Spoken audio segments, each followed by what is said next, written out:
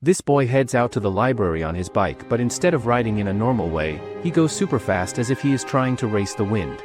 On the way, he swerves past a construction site that blocks part of the road, but he jumps his bike down a set of stairs where a couple seems to be enjoying.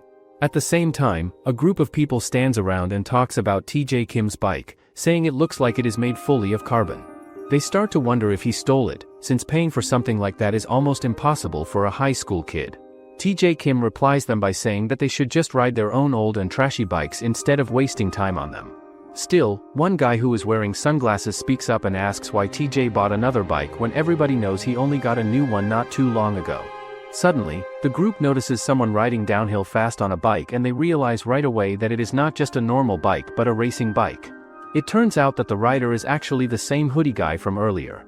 The boy pulls his cap tighter on his head while thinking about how he never really meets his parents' big hopes for him to be very smart and highly educated.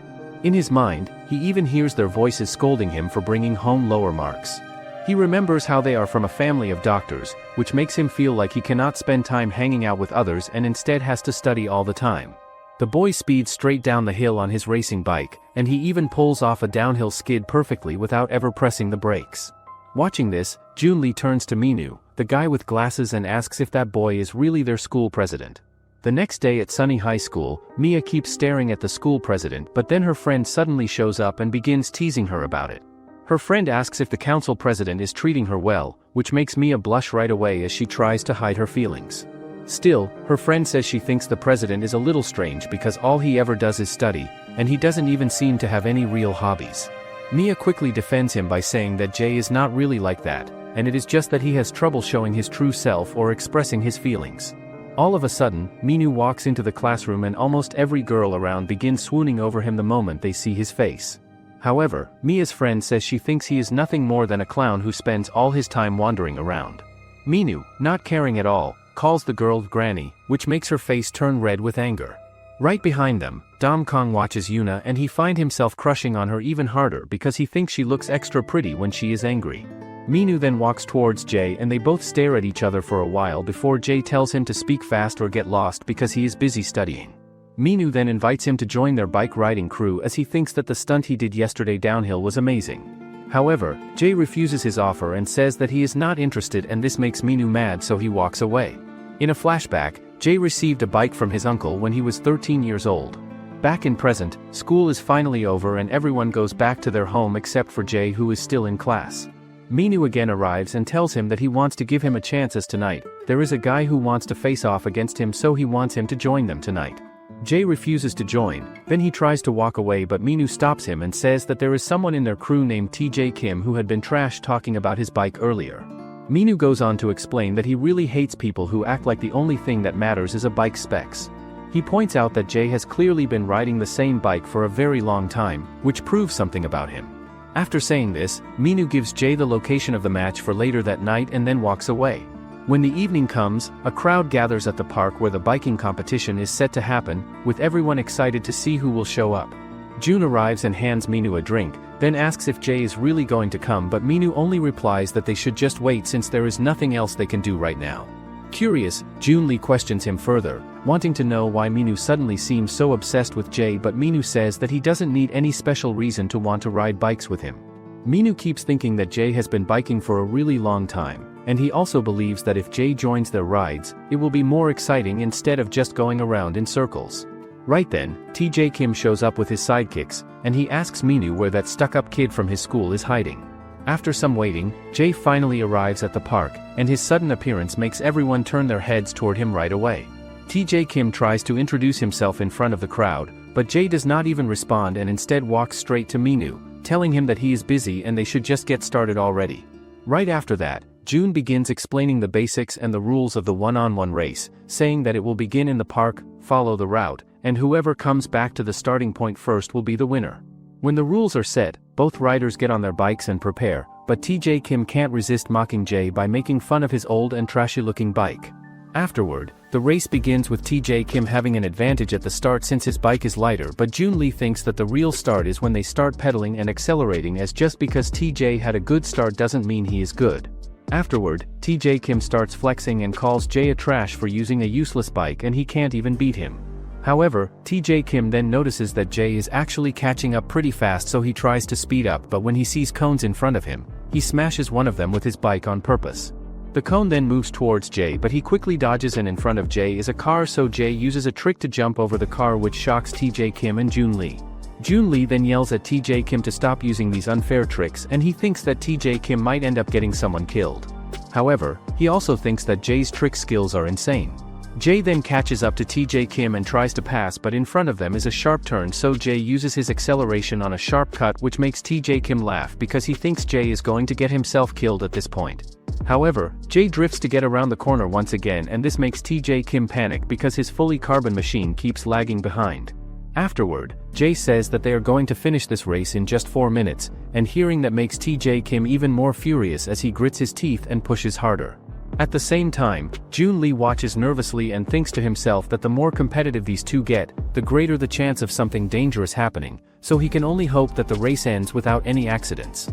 TJ Kim keeps trying his hardest to catch up to Jay, and soon both of them are racing downhill at an extremely fast speed, their bikes almost flying across the road. The sight makes Jun Lee yell at them, begging them to slow down before something bad happens. As they near the bottom of the hill, it suddenly becomes clear that the road is blocked by a large fence standing across their path. Acting quickly, Jay manages to stop himself by pulling off a sharp drift, and then without wasting a second, he jumps off and starts kicking at the fence to break through. Afterward, he rides away, but TJ Kim on the other hand couldn't stop himself and crashes into the fence. Afterward, Jun Lee quickly runs towards him to help him out as he is bleeding from his head. Meanwhile, Minu is passing his time playing video games, but then everyone yells that someone is coming already. The person who is coming is none other than Jay, and everyone couldn't believe that TJ Kim, whose real name is Taejin, lost. Seeing that, Minu realizes that it's not the bike that's important but the person who rides it, and Taejin was acting superior for no reason. Afterward, Jay tells Minu not to bother him in school from now on and leaves. Just then, Jun Lee arrives with injured Taejin. After the race, Jay returns home late at night, and his little brother Woohyun immediately tells him that their mom and dad will be working overnight and will not be coming back until the morning.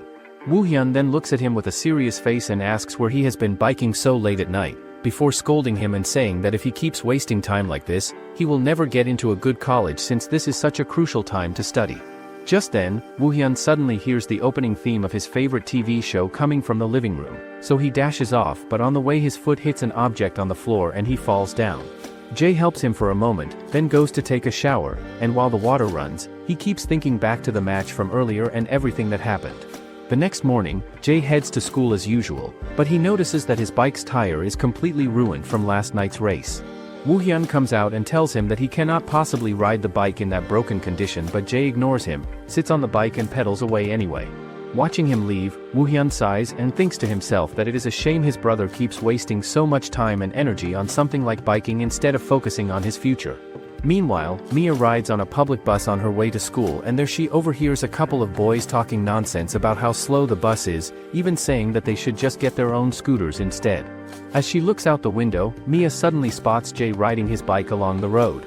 Seeing that, everyone on the bus begins whispering and pointing, saying that a bicycle seems even faster than the bus they are stuck on. Up ahead, in front of the bus, a rich boy is also waiting in traffic inside his car as he tries to get to school, but he looks frustrated since he can't move anywhere. All of a sudden, he notices Jay speeding past on his bike with no trouble at all, and seeing that makes him start wishing he could get a bike too. Out of nowhere, Jay's headmaster also joins him on bike, so Jay asks if he take his bike to school too. The headmaster replies weirdly that a man should always ride his bike to work. He also says that it's better to be cautious and safe when riding since bike riders like them aren't welcome either on sidewalks or roads. Meanwhile, outside school a teacher notices a flashy student named Warang Lee coming on a skateboard, and he casually tries to enter school, but the teacher grabs him, asking if he spilled orange juice on his hair. Just then, Jay and the headmaster arrive, and seeing him, the teacher starts acting like a dog. The headmaster notices a group of students getting punished in the yard, and he warns everyone to be more cautious about what they are wearing next time before telling them to get back to class. Suddenly, Warang spots a group of troublemakers walking into the school, and he immediately starts acting strange and playful around them in his usual way. Later, when class begins, Mia quietly wonders to herself why Jay decided to ride his bike to school again today, but Yuna teases her, saying that it is only because she is obviously in love with him. Outside the classroom, Minu approaches Jay and tells him that he watched the video Jun Lee filmed yesterday, saying that it was incredible and he had never seen anything like it. Back inside, Mia spends the whole period sneaking glances at Jay, unable to take eyes off him even once, but as soon as the class ends, Jay leaves quickly and starts riding his bike home. On the way back, however, he suddenly gets a flat tire and is forced to stop. At that moment, Taejin shows up with his side boys and steps in front of him, asking if Jay remembers who he is. Dom Kong is walking along the road, lost in thought about Yuna, when he suddenly notices Jay and Taejin arguing nearby. Taejin angrily tells Jay that he was so upset last night over what happened that he couldn't even sleep because of the pain in his forehead. Jay, however, looks at him calmly and asks who he even is, which makes Taejin furious. In his anger, Taejin kicks Jay's bike to the ground, but Jay reacts fast and throws a punch at him. Right after that, Taejin's friends jump in, and together they start beating Jay badly, hitting him again and again until his glasses are even smashed. While Jay is left bruised, Taejin laughs at him and mocks him, saying that with all those marks on his face he won't even be able to show up at school tomorrow. But even in that moment, Jay repeats that he still has no idea who Taejin is. Just then, Dom Kong shows up and asks Taejin if he really thinks he is tough for ganging up on one person with 3 guys. Taejin gets angry and is ready to teach him a lesson, but one of his friends quickly stops him and warns that Dom Kong is a dangerous person who should not be messed with. Hearing that, Taejin decides to back off and leaves. Meanwhile, Minu is hanging out and joking with some girls when he suddenly spots Taejin on the street, and he quickly tells the girls that he has something to do before walking away. On the other side, Dom Kong looks at Jay and offers to help him get back home since his bike is completely trashed, but just then Minu arrives and asks Jay what happened. Jay, however, doesn't answer and simply keeps walking away, so Dom Kong suddenly hits him, knocking him unconscious. Afterward, Dom Kong tells Minu to grab Jay's bike because he will take him back home himself, even though he has no idea where Jay actually lives. Afterward, Dom Kong and Minu carry Jay and drop him outside a pharmacy, but right then Jay's younger brother happens to be walking by and he suddenly sees him lying there. At first, he wonders if the 2 boys are bullies from Jay's school, but the moment he recognizes his brother, he completely loses his mind in shock.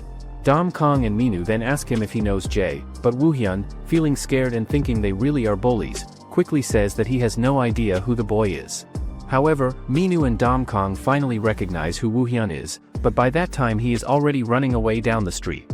They chase after him, shouting that they are actually Jay's friends, but Woohyun yells back that he thought they were about to beat him up too. Later on, they all arrive at Jay's home, where Dom Kong and Minu give him some medicine and carefully lay him down in bed to rest. As Minu looks around the room, he asks Woohyun why the place is so crowded with books, and in that moment, he realizes how dull and boring Jay's life must be. Woohyun stares at Minu with suspicion and says that maybe he lied about being his brother's friend, and now they are probably planning to steal something from the house. After looking around, they find an old picture of Jay from his childhood, and in it they notice his bike along with another man who looks strangely familiar to them. Just then, Jay wakes up and he quickly takes the picture away from their hands. After that, both Minu and Dom Kong try to act overly friendly with Jay, staying close to him and refusing to leave the house. Instead, they sit down at his computer and Dom Kong decides to show everyone what he calls a path to heaven. He pulls up a creepy video, and after watching it together, all of them feel like they have grown up and become adults that very night. Once it ends, Minu and Dom Kong finally leave the house, but on his way out Minu gets a call, and the person on the other side tells him that there will be an emergency crew meeting later that night. Later that night, everyone gathers at the meeting location and wonders who called the meeting. Just then, Taejin arrives with his crew and starts smiling, telling everyone to go ask Minu why this meeting has been called. Soon, Minu arrives and he looks angry as he removes his ring and quickly runs towards Taejin and punches him. Everyone then stops Minu, but Minu tells Taejin to stop giving their crew a bad name and leave while he can still walk away. Hearing Taejin's condition, everyone around becomes shocked and starts wondering what could have happened between them that would make him so determined to force someone to quit. Minu then speaks up and says that he doesn't want losers in the crew, especially people who gang up and beat others just because they cannot accept losing in a race. Taejin, however, fires back and insists that Minu should be the one to leave the crew instead of him. Right after that, the rest of the group begins complaining to Minu, saying that he was the one who called them all to show up here, and now he is the one trying to make one of their members leave against their will. Afterward, Taejin and his group of clowns start talking about Minu, mocking him by saying that he doesn't even ride anymore because of his injured leg and that all he ever does now is flirt around with different girls.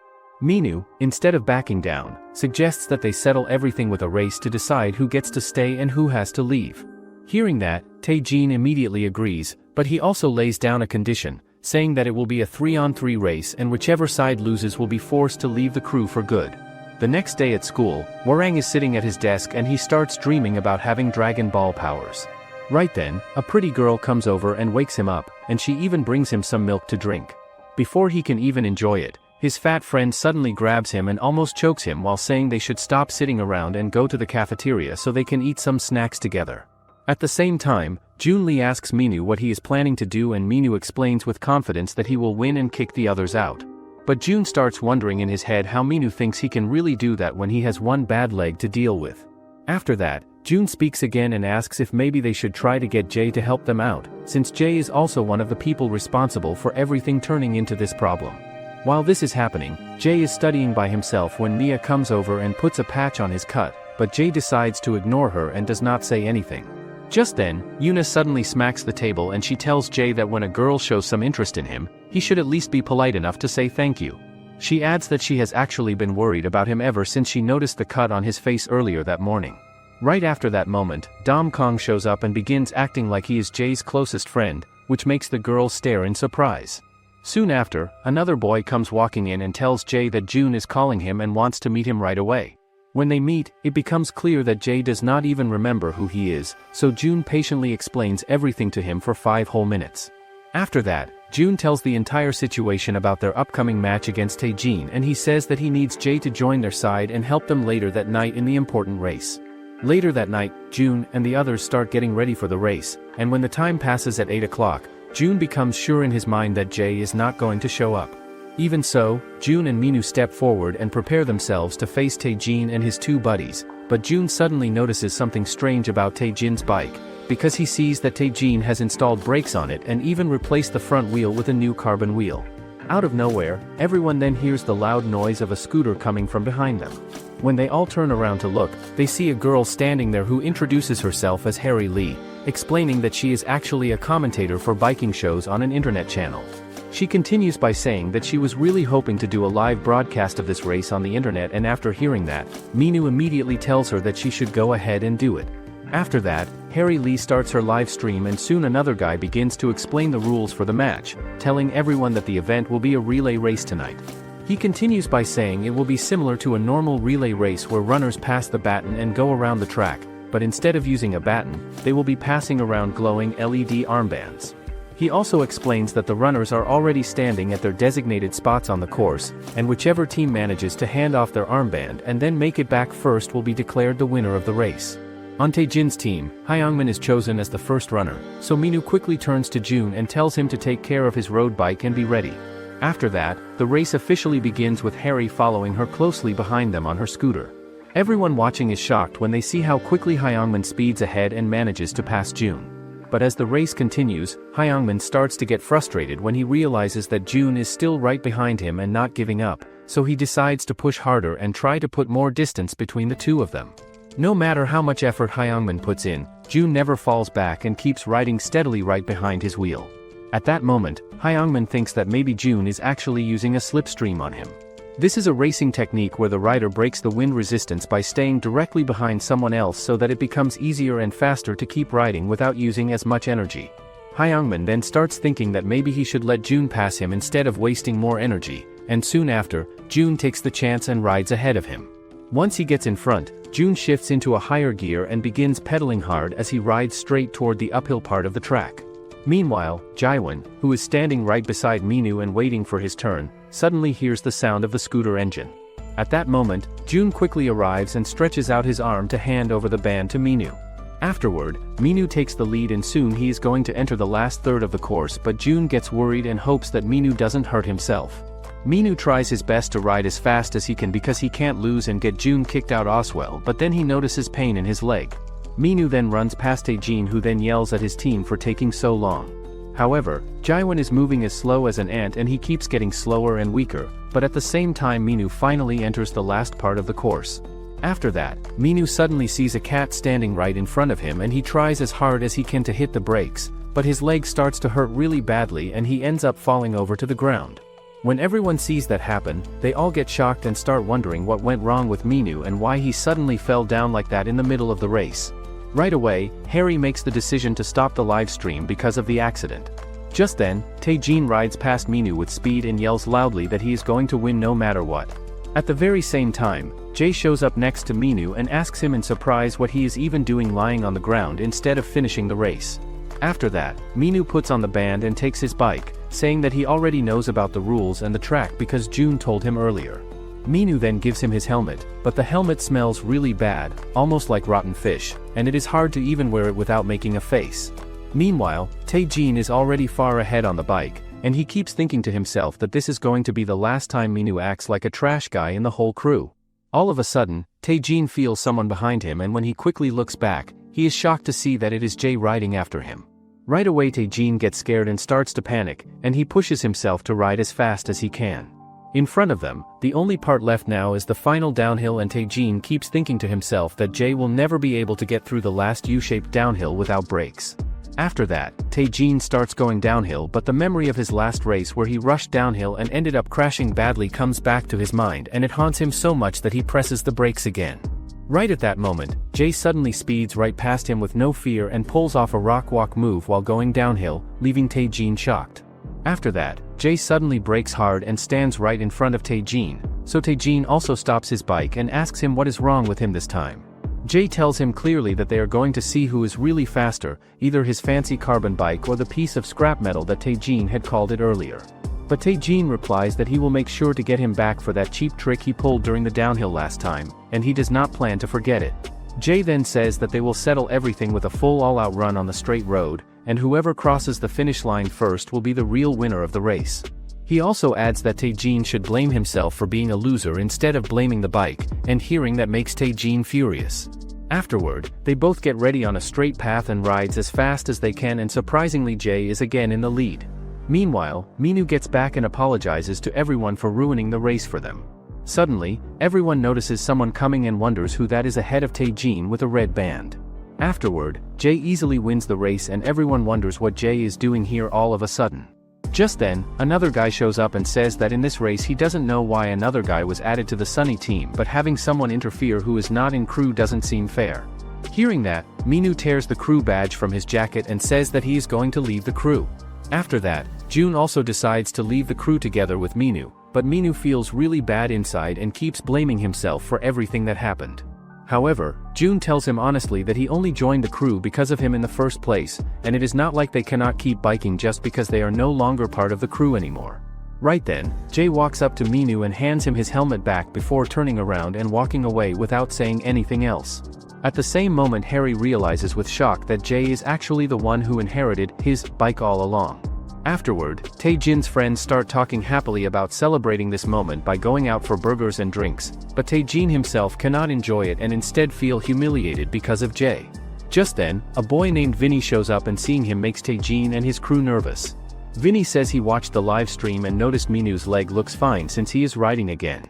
He then adds that he plans to destroy Minu's other leg so he can never ride, but after saying that, he leaves.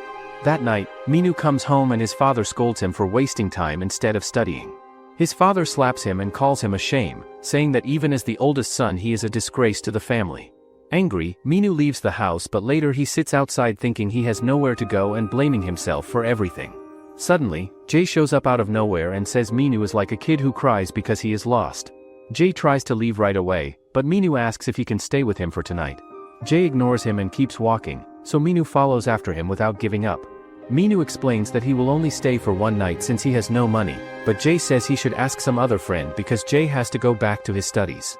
After this, Jae closes the door in his face, and Minu sits outside feeling hopeless and thinking that his life is nothing but a shame. While sitting there, he remembers how people always wanted to be his friend just so they could use him for their own good. Since he is the son of someone powerful, and they also believe he does not need to study at all. Everyone only cares about the money and power his dad has, and Minu also wears his own mask so he can get along with people even if he does not like it. He believes the words his father always tells him, that acting fake in front of others is just another part of the journey in life. When Minu is still a little boy, he somehow gets a bike of his own, and that bike becomes the only way he can escape from his loneliness for a short time. Back in the present moment, Minu notices the same black cat he saw before, but this time he finds out that the cat has a hurt leg and cannot move properly. Feeling bad about it, Minu decides to give the cat some food. At that moment, Jae's younger brother shows up and looks at Minu with surprise, wondering why he is even sitting there. After this, Woohyun takes both Jae and the injured cat inside the house with him, but then Jae hands Minu a towel and tells him that he should go and take a shower. After this, Jae's mom comes home and brings out some fried chicken for everyone to eat. When she notices Minu sitting there, she right away recognizes him as the son of the Taecheon Group's CEO. At that moment, Woohyun suddenly asks his mom why she always told them before that friends are useless. Their mom replies by saying he should not think about that and instead just keep his mind on the upcoming exams. While they are still talking, their mom's eyes land on the cat, and she asks where the cat even came from, so Woohyun quickly explains that Minu was the one who brought it here. Right after that, Jae's mom looks closely at both Minu and Jae and says their faces make it seem like they have been fighting with someone. Minu quickly tries to cover it up by saying that they only had a small argument with some boys from another school, but when Jae's mom hears this, she becomes furious. She tells them that if they ever see those boys again, they should come and let her know right away instead of keeping it from her. Afterward, Jae decides to walk away, but his mother says that his grades have been slipping away and if this keeps going, he won't be able to see his bike again. Later that night, Minu secretly enters Jae's room and tells Jae that his life sucks as well. Minu then tells him that he can't sleep if he is not in a bed, so they should sleep together. Afterward, they sleep in the same room and Minu asks him when he starts riding. Minu says that when he was little, he was taking a walk through a park when he see bunch of kids riding and having fun, so after seeing them few times, he decided to ride as well. Minu then tells him that they should make their own biking crew, but Jae ignores, so Minu says he is going to stay few more days here as his mom told him to. The next morning, Minu wakes up to find Jae cooking, but instead of cooking for him he is cooking delicious food for the cat. Meanwhile, the headmaster's granddaughter calls him to inform that she is coming to Korea. The next morning, Yuna shows up to drop off Minu's things, and she tells him that he should stop being so stubborn and just come back home with her.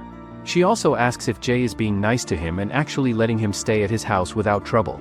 After saying this, she leaves, and then Woohyun looks at Minu with curiosity and asks if that girl is his girlfriend, but Minu quickly explains that she is only his older sister. A little later, both Minu and Jae change into their school uniforms, but Minu asks Jae if he is going to ride his bike to school today since Minu has no money for the bus and hopes that Jae will take him along. After that, the two of them ride the bike together on the way to school, passing through a quiet park, and as Minu looks around, he starts to think that it feels like the perfect kind of day to skip school instead of going to class. Meanwhile, at school, Yuna tells Mia that Jae and Minu are really close now as they are even staying together. Yuna then asks her if she wants to come to the student council meeting over the weekend, but Mia wonders if Jae would let them have the meeting at a cafe. Yuna then tells her that she will make sure she gets some time alone with Jae. Just then, Dom Kong arrives and tells that he wants to join the meeting as well, but Yuna refuses. Just then, Minu and Jae arrive at school and Minu brings his bike to the class because it's expensive. The orange head guy asks him how much it costs, and when Minu tells him, he freaks out. Afterward, Yuna plans out the council meeting with Minu and it turns out Jae will also come, so she tells Mia to dress up good. Finally, the weekend comes and Mia spends time getting herself ready because she wants to impress Jae, but at the same time Minu is stuck at home feeling bored since he has no money to do anything fun. While he sits there, he notices Jae putting on his clothes and preparing to leave for the student council meeting, so Minu asks if he can go along with him because he has nothing else to do. Jae, however, refuses to take him and walks out without listening, leaving Minu behind. At the student council meeting, Dom Kong is already there, but when Mia shows up, he does not even recognize her at first glance. Yuna then tells Mia that without her glasses she looks completely like another person, almost unrecognizable. While everyone is chatting happily, a boy named Sung Kwan, who is from a different school, starts to think they are getting way too noisy and disturbing the meeting. Right beside him, there is the same red-haired guy from before, and everyone around keeps whispering that he must be some cosplayer who enjoys wearing a bright red wig and maybe even a costume to match it. At that moment, Vinnie suddenly walks up to their table in anger, slams it hard with his hand, and demands if they are trying to make fun of him or if they really think he looks funny. Without waiting for an answer, Vinnie grabs a cup of hot coffee and spills it all over one of the boys sitting there, and just as he is about to hit him with his fist, Dom Kong quickly steps in and stops Vinnie before things can get worse. Dom Kong steps forward and says that this is enough already. Vinnie lets go of the cup he holds and it drops on the ground. The people standing behind them yell to call the police before these guys start fighting each other. Vinnie flicks the hat off Dom's head and asks what his problem is with him. Yuna suddenly screams and tells Dom to keep his fists to himself this time around. Dom gets ready to leave the place. The people wonder what these guys are doing inside a cafe. The friend of Vinnie also tells him to get out of here before things get out of control. Vinnie sticks his tongue out at them in a mocking way and leaves the cafe. He says they continue this fight somewhere quieter. Dom picks his hat up from the ground and puts it back on his head, and he tells Yuna that he does not cause any trouble this time. Yuna replies that he does a really good job. Meanwhile, Shelley is arriving in Korea for the first time, and the people stare at a beautiful person walking by them. A guy also takes a quick look while he walks with his girlfriend beside him. She grabs his head with her hands and yells at him for cheating on her like that. One person says there is a hot girl at 2 o'clock and they wonder if she works as a model or something like that. The other person thinks about getting her phone number from her, and his friend replies that he should keep dreaming about it happening. He says he can easily get a foreign girl's number with this handsome face. His friend says he pays for the meal today if he actually gets her number from her. He thinks this guy always acts too confident and needs to get rejected for once. Shelley wonders why all these creepy guys keep staring at her like this. This is exactly why she cannot stand men at all. The man greets her in the French language while riding his bicycle near her. However, Shell tells him to just speak English instead of French. She wonders where this strange weirdo comes from in the first place. He says he is drinking coffee when he sees an angel walking by, so he follows her. He asks if he can get her phone number if she does not mind giving it. At the same time, a person wearing a helmet like Iron Man rides a scooter down the street. The man sitting behind him says they spot the target they are looking for. The target is the girl with blonde hair over there. They believe she probably has some serious amount of cash on her. They mark her as their target and rush towards her location. Shelley types in her number and asks if they finish here now.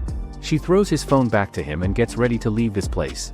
The man thanks her for giving him the number and says he sends her a message when he gets the chance later, and he thinks his success rate of 99% still stands strong.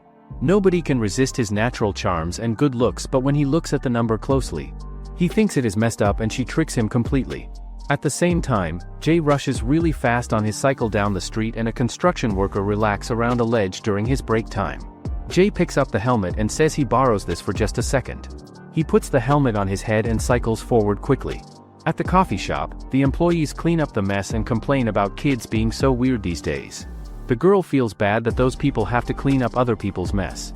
The boy says he would have fought them like he used to do back in his elementary school days. The other girls ignore what they say and tell Dom how he acts quite brave back there. Dom replies that he does not plan on fighting anyway and just wants to scare them away from the place. Yuna says he is not brave but just does not think about anything. However, Mia says she always wants to ask him something important, but Dom asks what she wants to know from him. He wonders if she has feelings for him in her heart. Mia asks why he always has that bandage on his face all the time. She wonders if he has a scar or something under it. Dom becomes scared and wonders if they really want to know this secret. Yuna says that they would have asked about it sooner or later anyway, and she adds that he looks really silly walking around with it all the time. Mia agrees and says that she's also curious to know what he's hiding underneath, promising that they can keep it a little secret just between the three of them. The girls keep teasing Dom and pressuring him to show them, and after a moment of hesitation, he finally gives in and says he'll show them. Slowly, Dom starts peeling off the bandage from his face and warns them that he's only going to show it once.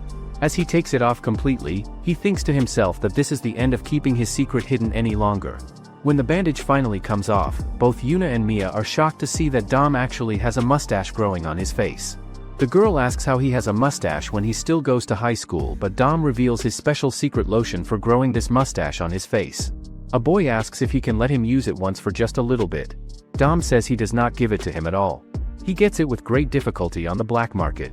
A girl asks why he goes through all the trouble of growing a mustache like this. Dom says he helps out his dad in a part-time job for some time. He does DJ stuff at the club for work. Also, since high schoolers are not allowed inside, he grows a mustache to disguise himself as older. He covers it with a bandage so the teachers do not find it out at school. However, Mia asks if that is the reason he keeps sleeping in class all the time. A girl asks what kind of work his dad does if he makes his son do that kind of job. Dom nervously replies that his father manages an organization for work. Meanwhile, Dom's dad came out of the airport and a bunch of people bow down in respect to him. Dom thinks he almost forgets that his dad comes back to Korea today. The girl asks if he's a civil servant or something if he's managing an organization. Dom replies that she could say it like that, but Mia gets up and says that she'll get them some coffee. Meanwhile, a photographer, sitting in the same cafe, takes a picture of Mia. On the other hand, Jay is chasing after the thieves, but the thief says that they hit the jackpot this time. He He notices that someone is following them on a bike.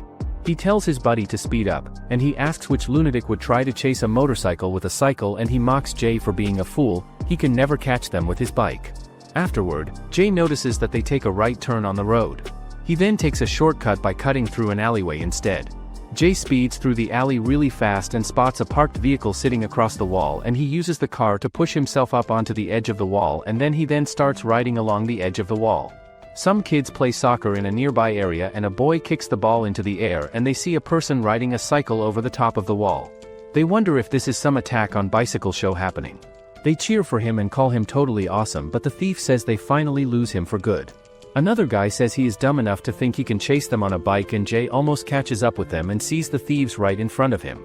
The thief says he is quite persistent and almost scares him for a second there. Some kids eat ice cream and enjoy their time together. They feel astonished when they see a person jump off the wall with his bicycle. Jay crashes his bicycle right onto their motorbike, and all three of them fall on some boxes. The boy thinks it looks like a bike falls from the sky, and the other boy wonders if they are all dead now. However, Jay comes out of the boxes still alive, and the thieves say they hurt their bike really badly. Jay steps up and his shadows cover them completely. They start running away and call Jay a complete nutcase. Once they leave the area, Jay picks up the purse from the ground. Soon enough, Shelley arrives in a taxi to the location. She worriedly asks if he feels okay after the crash. Jay covers his injuries with the helmet and gives her back the purse she lost, but Shelley says they should take him to the hospital right now. However, Jay picks up his cycle and replies that he feels fine. She asks how he can be fine with all that blood running down his face like that. Suddenly, the phone of Jay rings and he picks it up to answer. Shelley stops herself from troubling him any further.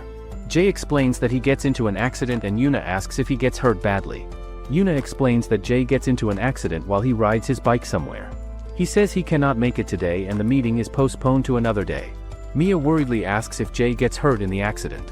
Yuna says he may not be too hurt based on how his voice sounds. Other than that, he does not tell her much about it, and a boy says he must be making excuses to skip, but Yuna says Jay is not that type of person at all. A girl says they should Huang out a bit more and then leaves, and the mood of Mia turns off after hearing Jay does not come to meet them. Afterward, they all decide to leave and go back to their homes, and Yuna says it is too bad that Jay does not show up today. She tries her best to make herself look nice to him. Mia tells Yuna to feel a bit happier about things.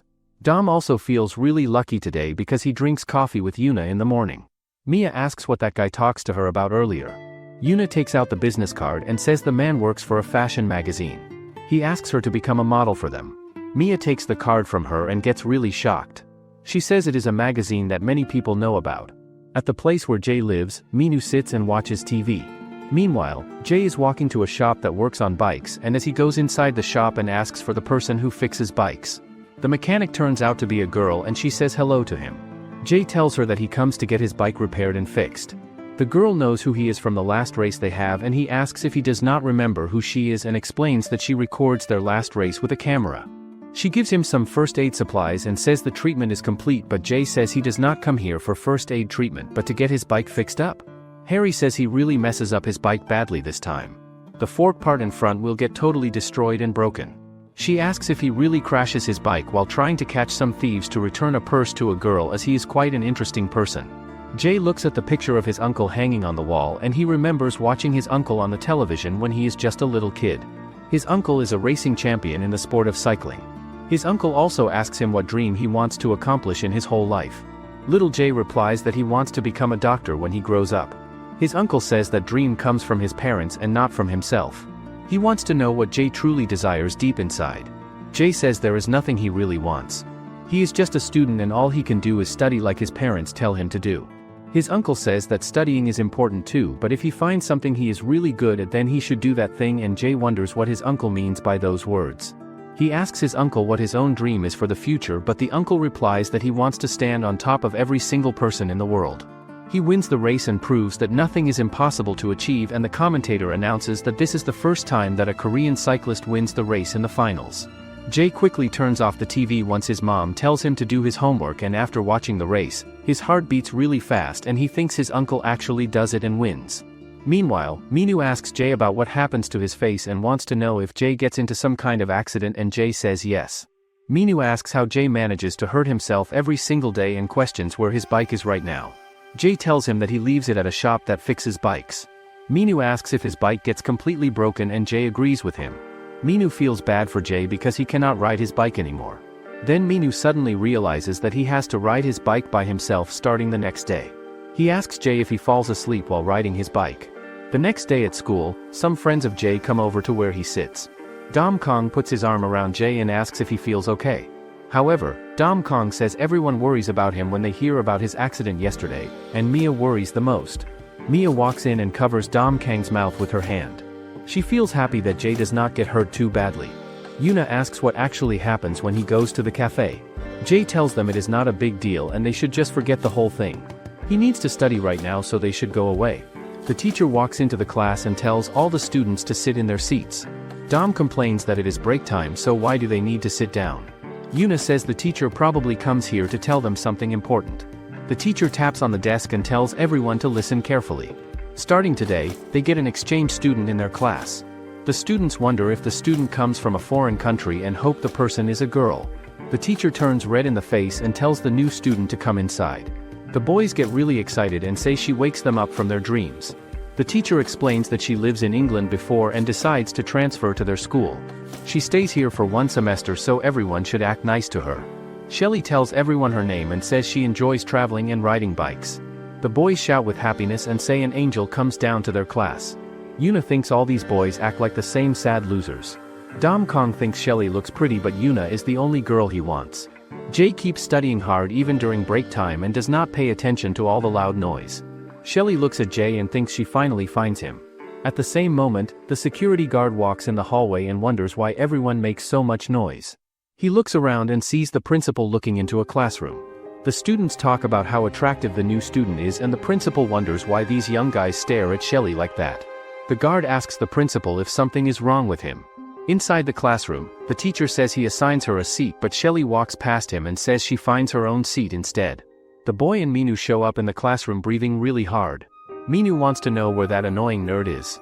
A bunch of students stand around Jay and tells everyone that he pretends to study all the time. They say Jay actually reads a guide about how to date girls instead of doing real schoolwork. All the students say he is their enemy now because he tricked them.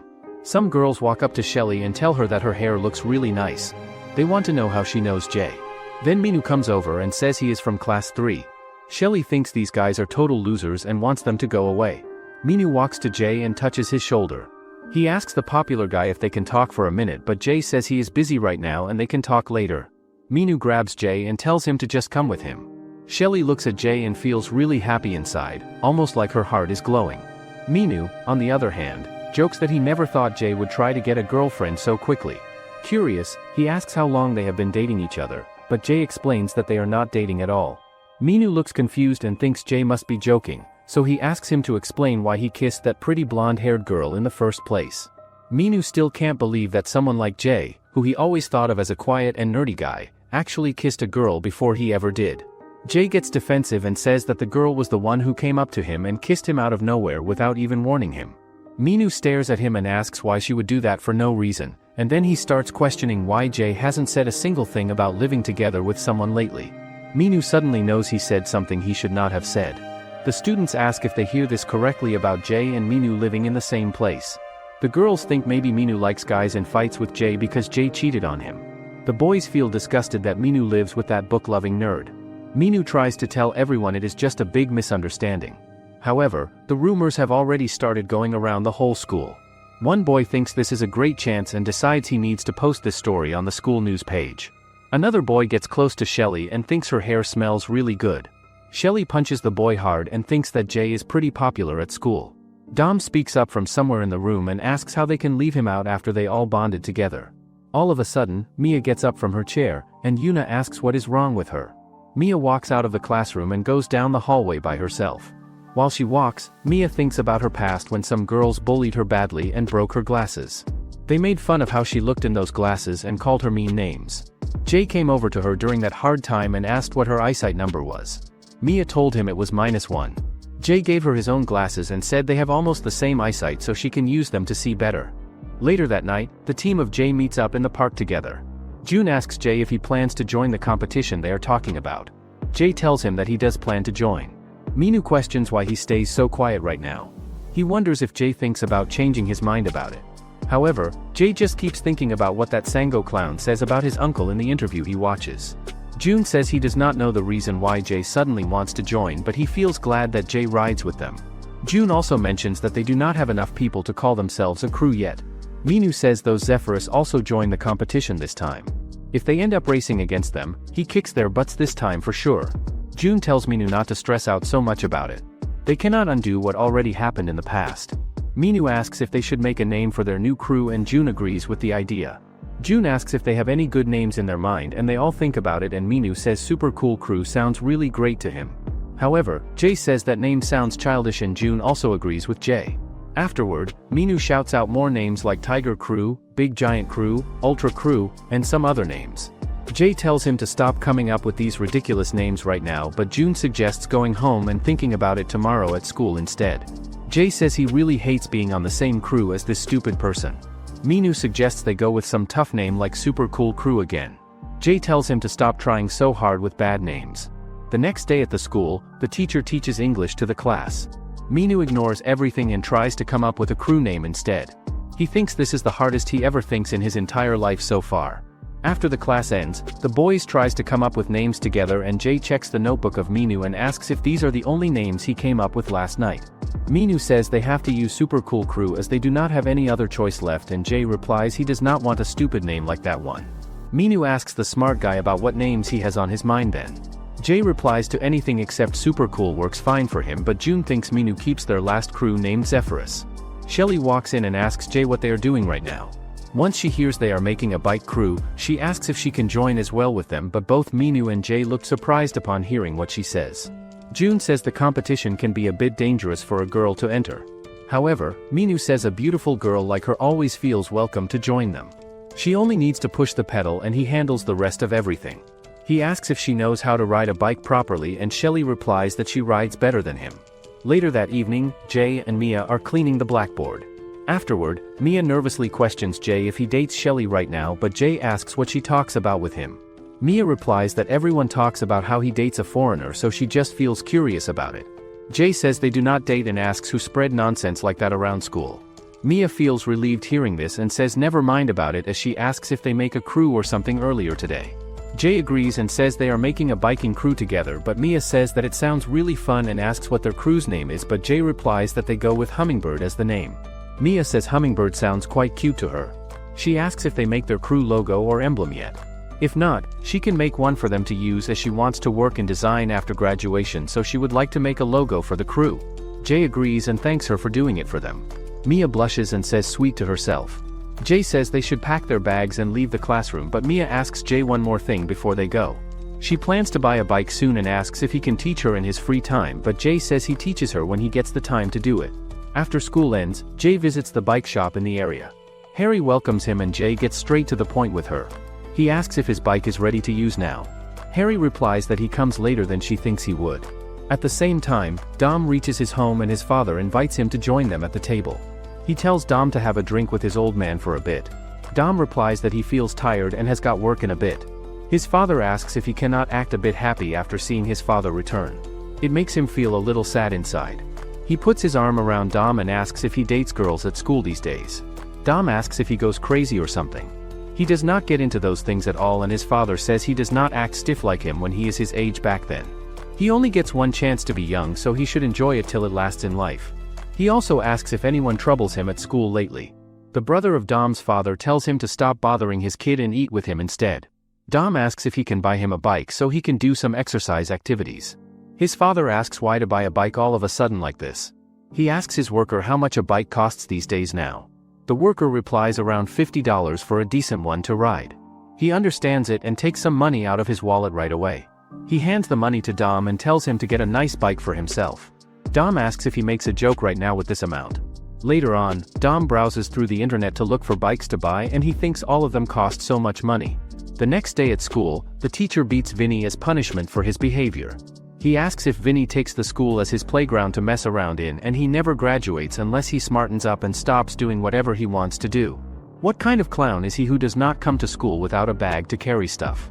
The teacher gets annoyed with him and tells him to get up from the floor. He scolds him for turning the school into complete trash.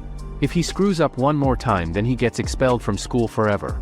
He calls his hair color really stupid and wonders why a freak like him ends up in their school. Vinnie grows tense as the teacher says he ruins the school's image if he graduates from here.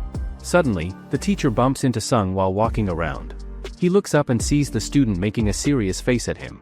He walks past him and wonders who this kid even is. He complains that useless troublemakers like him should not be allowed at the school. The friend of Vinnie asks if he feels alright after that beating. However, Vinnie does not respond to him at all. He looks up and sees some students looking at him from their classroom. They quickly get back inside the classroom once Vinnie notices them staring down, and they think they are in trouble now as Vinnie looks right at them in the eye directly. Soon after, Vinnie arrives in their classroom by slamming the door really hard. He tells those idiots to show up who look out at the window just now.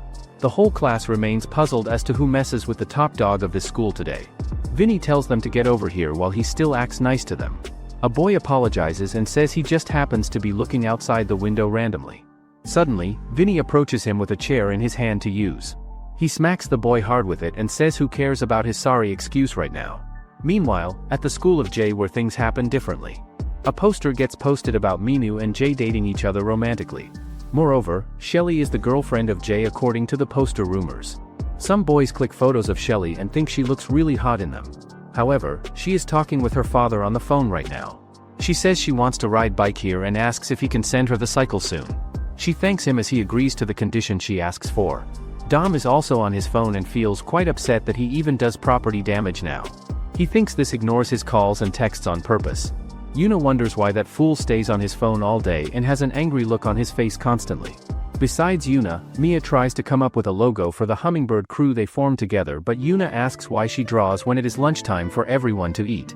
Afterward, the fat Thai yells at Minu and asks if he just called his Senachan stupid and asks Minu to take back that insult.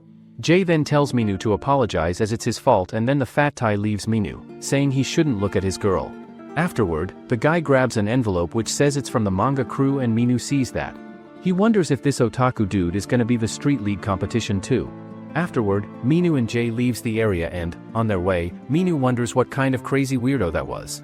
However, Jay says that it was probably his girlfriend back there, so that's the reason he got upset when he said that. Out of nowhere, a guy rides past them and calls Jay and Minu stupid high schoolers. Meanwhile, Dom Kong calls some mafia boss to tell that someone scammed him. The mafia man with glasses hands over the phone number of the scammer to one of his guys, telling him that he wants him to track down the scammer's location and find out where he is hiding. On the other side, Dom Kong is fuming with anger about how he got scammed. But then another boy walks up to him and says that Yuna is asking to see him. Hearing her name, Dom Kong suddenly turns soft and lovey-dovey, forgetting his anger right away. He quickly runs over to Yuna. She looks at him with concern and asks why he has been looking so gloomy the whole day, and then she gives him a piece of gum to chew in order to lighten his mood. Meanwhile, the scammer who has cheated a bunch of people spends the money he took by buying chicken and other food. But when he finally goes back home carrying the bags, he walks in only to find the mafia men already waiting inside his room. Afterward, the mafia people tie the boy on the chair and the glasses guy tells him that he scammed the wrong guy. He then says that not only did he buy himself a 50,000 won ticket to hell, but when their young master gets here, he will be buried alive. After a while, Dom arrives and the glasses guy asks what they should do with this buy, but Dom is busy enjoying the candy that Yuna gave him. Dom then finally finds his brand new bike that the boy scammed him and stole. Seeing Dom, the glasses guy wonders what happened to him, as in the morning he wanted to kill this boy but now he looks chill. Afterward, Dom takes all of his belongings and tells his mafia people to just let go the boy. Later that night, Minu asks Jay to let him use the computer as he wants to show him something, but Jay is already busy with his online class. Suddenly, a rock gets thrown at their window, and when Minu goes to check, he looks outside and sees Dom proudly showing off a bike that he says he just got. Curious, Minu goes out to take a closer look at the bike and asks Dom how much he paid for it, but Dom casually says that he only spent 50,000 won for it on a used website. When Minu and Jay hear that, they both lose their minds because they cannot believe that an entire bike like this only cost 50,000 won. After the shock, Dom points out that he is not sure how to ride it properly since it does not even have working brakes, so Minu suggests that he should practice by skidding to slow it down. After this, Minu gets on the bike and shows him how to skid, sliding the wheels to stop, but when Dom tries to copy him, he cannot stop the bike at all and ends up just riding away without control. The next day, the orange-haired freak runs past a group of girls because he wants to look at their undergarments, and this instantly makes the girls furious at him. After he shamelessly notices the color of everyone's underwear, his eyes land on Shelley sitting in the classroom. Just as he tries to go after her, the angry girls catch him before he can move any further and beat him up badly for what he did. At the same time, Mia shows a new logo she designed, and Minu starts acting creepy by saying they should use it as the official logo for their crew. Yuna immediately tells him to back off and stay away from her because he is acting like a total weirdo. Minu then turns to Jay and asks if he likes the logo, and when Jay says that he does like it, Yuna's face lights up and she becomes really happy. Just then, Dom arrives and everyone wonders if he gets hurt or something. He tells them that he practiced skidding until late at night, so now he can't lift his legs. Minu then asks him if he locked his bike, but Dom is confident that it won't be stolen now as he got a Doberman sitting beside his bike.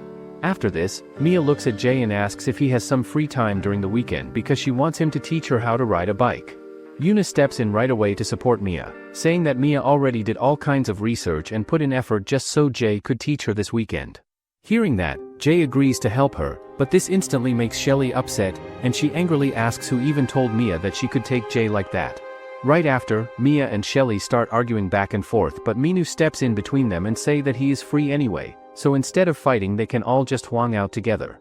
Later on, Minu and Jay take Dom to the same repair shop run by the girl, where she helps him by putting proper brakes on his bike so it can finally be safe to ride.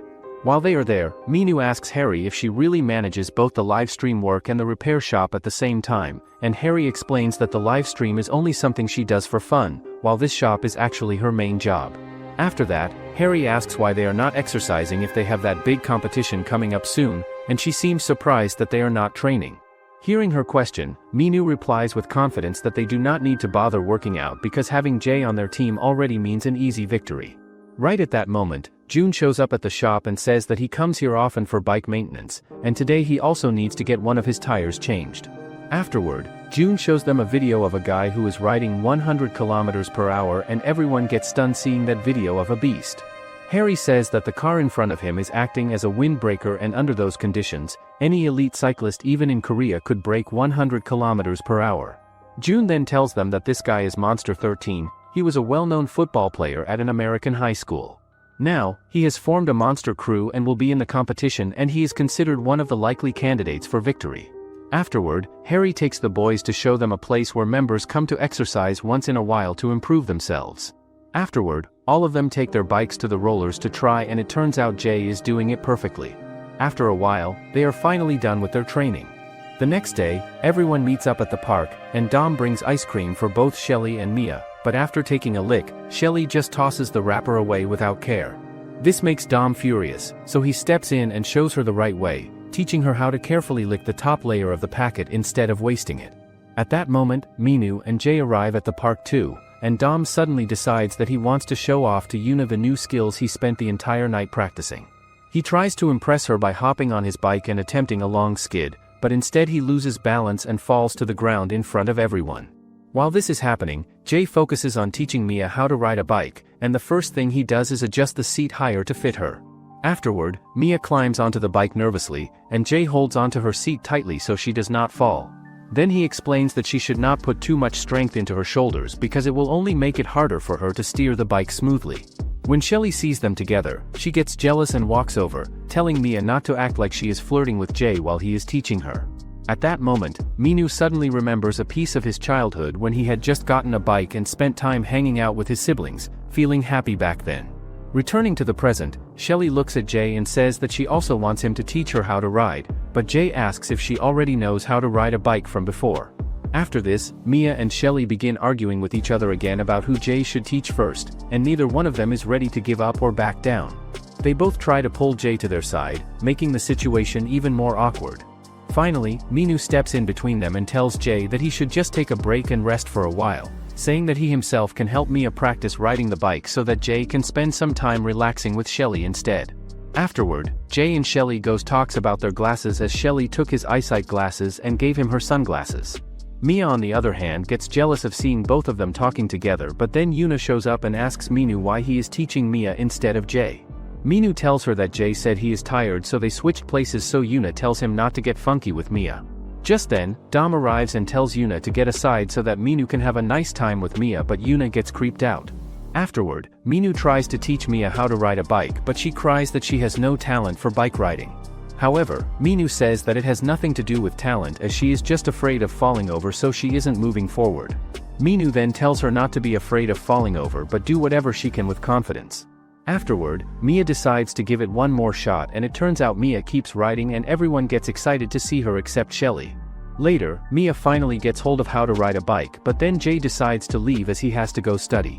Everyone leaves the park except for Dom and the girls, and Dom politely asks Yuna if he can walk her home, but she quickly refuses and says that she will just take a taxi instead. A little while later, however, Yuna ends up walking together with Dom, and during the walk Dom gets thirsty, so he steps aside for a moment to buy some water. While he is gone, a group of boys notices Yuna standing alone, and one of them walks up to her and tries to ask for her phone number.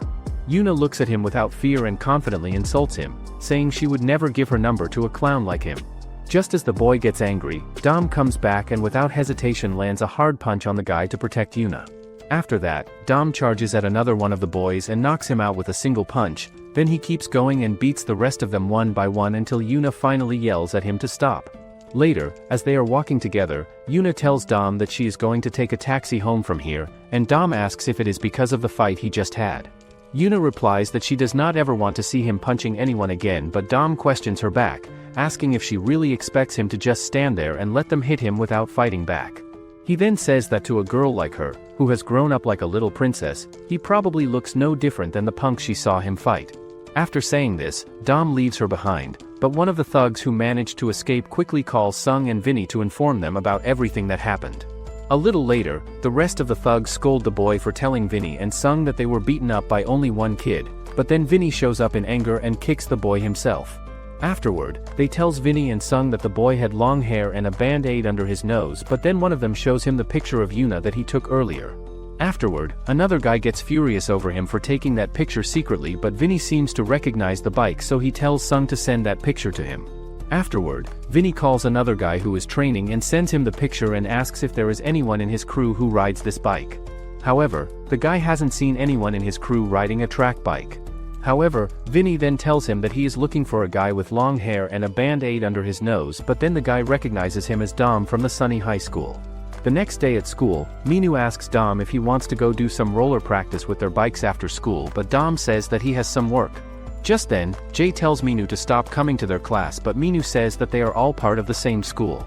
Afterward, Shelley takes a quick selfie with Jay and she tells him that she told her friends in England that there's a guy she like here, but they don't believe him, so she sends them a picture. Afterward, Yuna and Mia enter the class, but Yuna completely ignores Dom and then Dom also leaves the class. Seeing that, Minu thinks that there is definitely something funky going on between the two of them.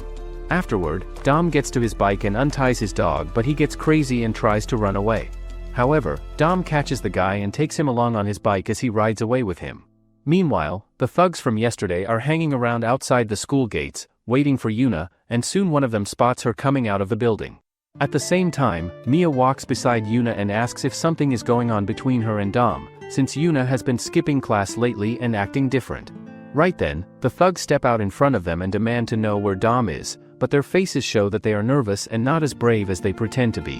While this happens, Dom is off with his mafia crew, showing off his bike tricks and trying to impress them, but suddenly his phone starts ringing. On the other end, Mia is crying as she tells him that Yuna is in trouble and needs his help right away. Hearing that, Dom wastes no time and jumps back on his bike, quickly speeding off to get to her as fast as he can. Meanwhile, the thugs are forcing Yuna to give Dom's number, but she is not giving them, which is making them furious. Yuna tells them that they started this whole thing in the first place, so now they should get out or else she will call the police. Mia then tells Yuna that she called Dom and then Vinnie arrives. Meanwhile, Dom's mafia crew is also following him on their car, but they are stuck in traffic. Meanwhile, Dom is trying to get there as fast as he can, but then we get a flashback where Dom finds a bar manager trying to sleep with Yuna. He then stops him and tells the manager that his dad won't be happy if he sees him running around like this. The next day at school, everyone looks at Dom and whispers to each other, wondering if he is even supposed to be there, and at the same time they think he seems pretty dangerous because of all the stories about his family connections. After a while, Yuna walks up to him and tells him that he should stop dyeing his hair strange colors and start dressing properly like a normal student. Dom replies by saying that she shouldn't tell the teacher or anyone else about what happened before. Yuna doesn't get what he means at first, so Dom explains that he is talking about him having a mustache and working at a club and all that stuff. Hearing this makes Yuna furious, and she storms off angrily, and that is when she runs into Mia for the very first time. Later on, after school is over, Dom walks out of the building and some seniors suddenly come up to him and punch him without warning, but Dom fights back and beats them up easily, and right at that moment Yuna happens to see him standing there like that. Afterward, the vice president scolds Dom for beating up some third-year seniors as a freshman. He then asks Dom if his parents are going to come as he has no right to be at a school like theirs. Just then, someone informs the vice president that Dom's father is here, and then Dom's father along with other mafia people enters the room. Seeing Dom's father, the vice president gets scared and decides to let him go. Later, everyone in the school gossips about how Dom beat up some seniors and he didn't even got kicked out. Afterward, Dom gets to the rooftop to take a nap because he is already annoyed by people talking on his back. Some time later, someone shouts at him to wake up and the person turns out to be Yuna. She tells him that the teacher wants to talk to him, but then Dom tries to take a nap again as his head is sore. However, Yuna then sits beside him as she feels sorry for him, as how can a student dye his hair, work in club and beat up seniors. She then asks him if there is anything he wants to do when he graduates, but Dom wonders why she is asking that. Dom tells Yuna that what he really wants is to make music, because whenever he listens to songs, whether it's in a crowded club or when he's sitting alone at home, he always feels calm inside. Yuna responds by saying that he should try going to a university that has a music major, but Dom shakes his head and thinks that he doesn't need to study at a university just to learn music. Right after that, Dom pulls out a cigarette and tries to light it, but Yuna quickly stops him from smoking. Dom then turns the question back on her and asks what she wants to do in the future, but Yuna admits that she isn't sure about her own dream yet. After a moment, Yuna decides to leave, and before walking away she tells Dom that she completely supports him in following his dream, which makes Dom pause and wonder if anyone in his whole life has ever supported him like that before. The next day, Dom gets back to school and everyone gets shocked to see that not only he dyed his hairs back to normal, he even looks really well. Dom then cleaned the entire class, but one of the students starts erasing his drawing, so Dom asks him if these erase bits fall on the floor, then will he pick them all up. He then makes a happy face and gives the student his whiteout. Later, Dom finds Yuna cleaning the window, so he walks up to her and decides to do that as a man. Afterward, Dom hangs himself out of the window and cleans it properly, but the entire school yells at him to get down or else he will fall. After school, Yuna and Dom walks together and Yuna thinks that she has never seen someone as extreme as him in her entire life. Yuna then asks him if he wants to eat something as she wants to reward him for trying to be a good student today. Dom misunderstands the situation and starts thinking that Yuna is actually inviting him out on a date. All of a sudden, he bumps hard into one of the guys and the drink spills all over his shirt, which instantly makes Dom angry. But before he can do anything reckless, Yuna leans close and whispers to him that if he dares to beat anyone up again, she will never talk to him ever again. After that, Yuna turns to the boys and asks how much money they want for the dry cleaning, but the guy in the red hoodie says that he doesn't want cleaning money and instead demands a whole new school uniform that costs about 300,000 won. Yuna quickly reaches for her money to try and pay him, but Dom suddenly pulls out his limited edition Jordans, the same ones he had traded for something just yesterday.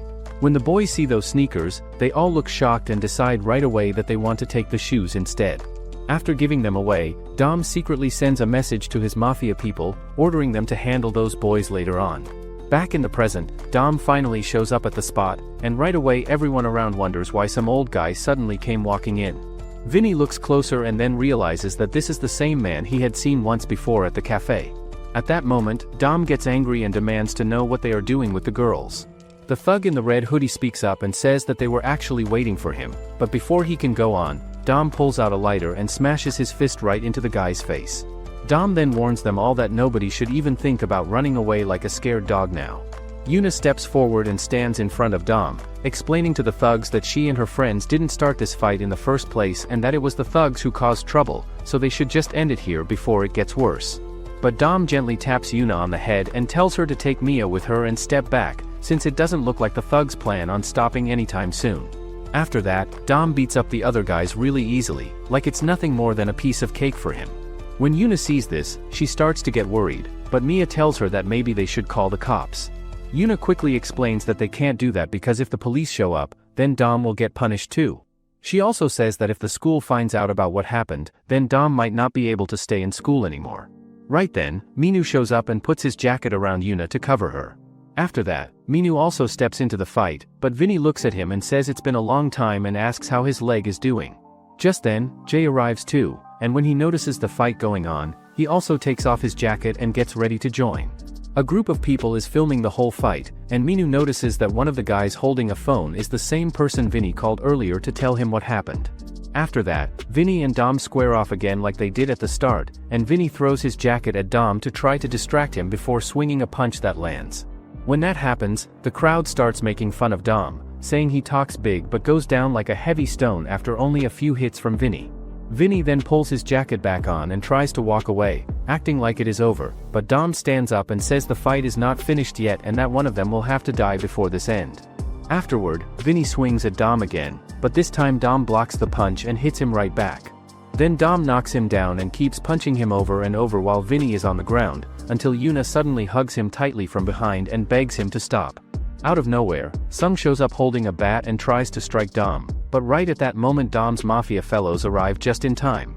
Everyone quickly runs away, but the mafia guys try to chase after them, so Dom tells them to let it go because things will only get worse if they get too involved. After that, one of the mafia guys turns to Dom and asks if they should go after the thugs, but Dom tells him not to get involved. He warns them that if they do, then he might not be able to keep going to school anymore. He also tells them not to let his father hear about any of this. Right then, one of the mafia guys suddenly grabs Minu and Jay by the arms and asks Dom what they should do with them, but Dom quickly orders him to let them go. Minu asks Dom who exactly these men in black suits are, and Dom explains that they are people who work for his father. After that, Jay looks around and notices that their bikes have been tossed to the ground like trash. The very next day, Dom, Jay, and Minu walk back into school with bruises all over their faces, and the moment they enter, everyone turns to stare at them. When they get to the class, Yuna asks them if they see the video of them, but then the teacher arrives and tells them to come with him to the principal's office. At the principal's office, he scolds them for getting into a fight with another school and even posting about it online. The vice principal then yells at Dom for getting involved in this Oswell as he thought he had cleaned up his act. Yuna then tells the vice principal that those gun-high kids attacked them first, but the vice principal argues that that doesn't mean that they will ruin their school's reputation. Just then, the headmaster gets angry and says that they won't let this slide, but the vice president tells him to calm down as the parents of these students are presidents of big corporations and etc. The principal then says that he is going to get them all suspended, and he is even scolding Jay. Just then, Shelley arrives and tries to convince his grandfather not to suspend them. Later, all three boys sit in the nearby park and they have to wear tracksuits and bring their bikes to school tomorrow. Dom apologizes for involving them, but Minu says that he feels better after beating Vinnie. The next day, Yuna keeps calling Minu again and again because she is really worried about them, but it turns out that all of their phones are switched off and nobody is answering. Right then, she spots Shelley walking somewhere and quickly asks her where she is going, but Shelley just says that since Jay isn't in class today, there's no point in her staying there either. Meanwhile, the boys gather together with their bikes and talk about what kind of mental training the principal might try to put them through this time. Soon after, the principal shows up and scolds them for being so late, and then he begins to count down loudly, which makes Jay rush to stand in front of him right away. The principal shouts at them in anger and orders Minu and Dom to run all the way up and touch the top of the stairs first. After a while of running, every one of them is completely out of breath and sweating, and the principal laughs at them, calling them weak for already panting so hard when their real training has not even started yet. The principal then says that starting today, he is no longer his principal, but he is the white-beard Vulcan who will train them mentally. The principal then yells at them to put their hands around each other's shoulders. Minu and Dom thinks that they are going to die today. Meanwhile, two freaks are watching dirty magazines in the class when a girl gets mad at them. Back at the training area, all of the boys are almost at the edge of their limits, and the principal tells them that he is going to give them a mission. If they succeed, he will revoke their suspension immediately. He then tells them to tie that tire at the back seat of their bike and drag it up to the top of that hill. Meanwhile, two guys are walking on the street, talking about how expensive bikes are nowadays. Suddenly, they notice a cool-looking racing bike. One of them tries to steal the bike, but the other guy stops him, saying if he gets caught then the police will make him suffer. The other guy then escapes as he gets scared to get caught, but the other guy then tries to ride the bike, but he couldn't. Just then, a thug arrives and beats the guy up for trying to steal his bike. Meanwhile, the boys try their best to ride the bike while carrying that heavy tire tied to their back seat. However, Dom's tire keeps bouncing around, so the principal calls him over. The principal scolds him for getting exhausted already as his tire is the only one that's bouncing around. The principal tells him that his pedaling is the problem, and then he explains how his paddling has faults compared to most people. The principal then adds that the most important thing in pedaling isn't pushing down but it's pulling up. Afterward, Dom goes back to riding and this time he seems to be doing it correctly, but then Shelley arrives looking for Jay.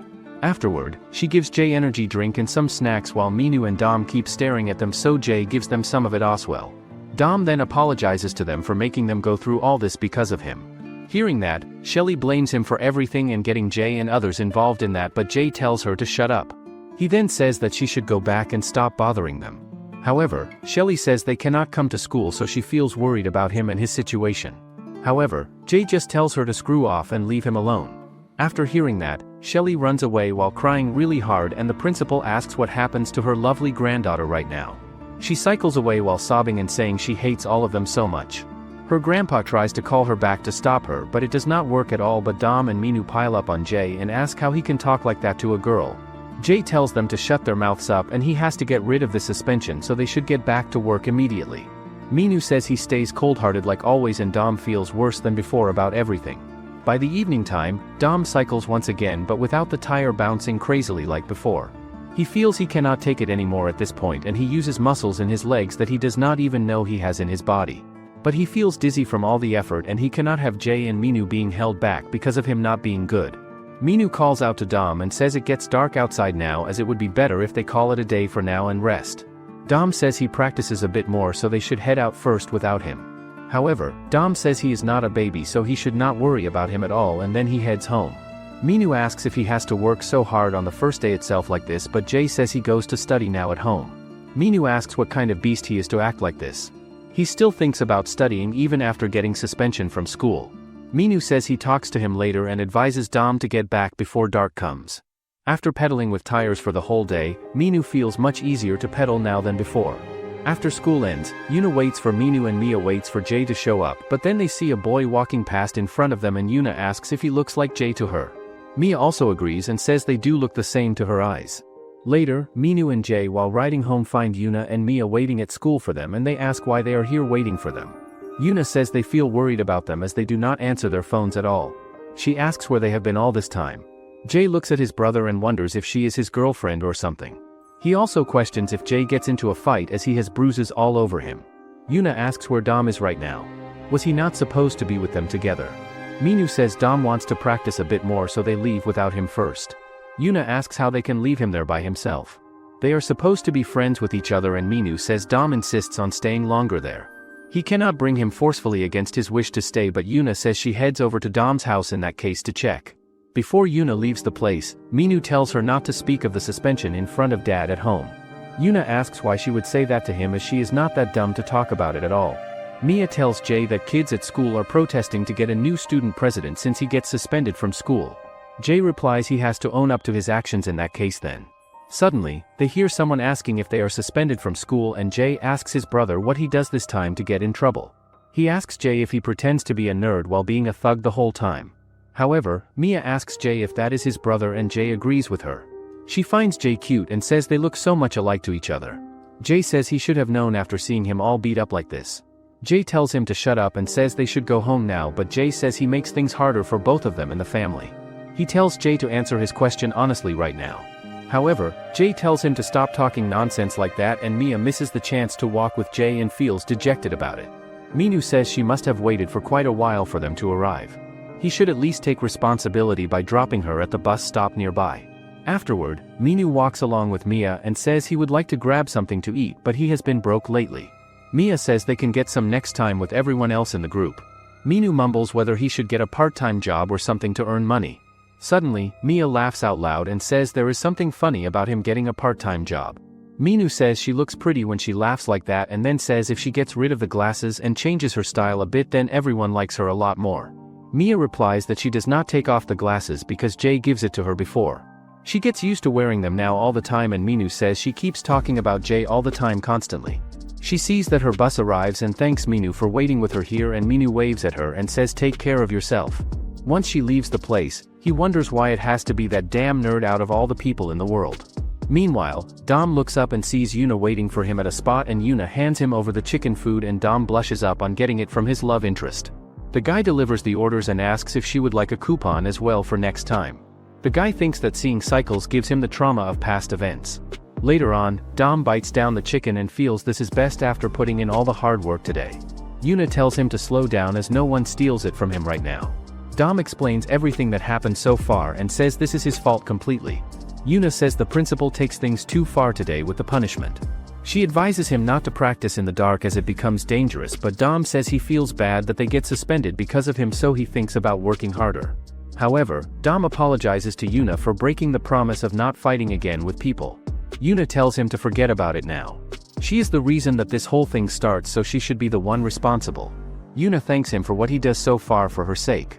Dom blushes and remains in awe upon hearing those words from her. Feeling nervous inside, he starts chomping down on the food and chokes on it badly. Yuna asks what is wrong with him and Dom starts speaking gibberish words. Yuna tells him to slow down and stop acting like an escaped convict from prison. Meanwhile, Vinnie smokes a cigarette while balancing his cycle outside. At school earlier, he beats the boys who spread rumors about him in the school building.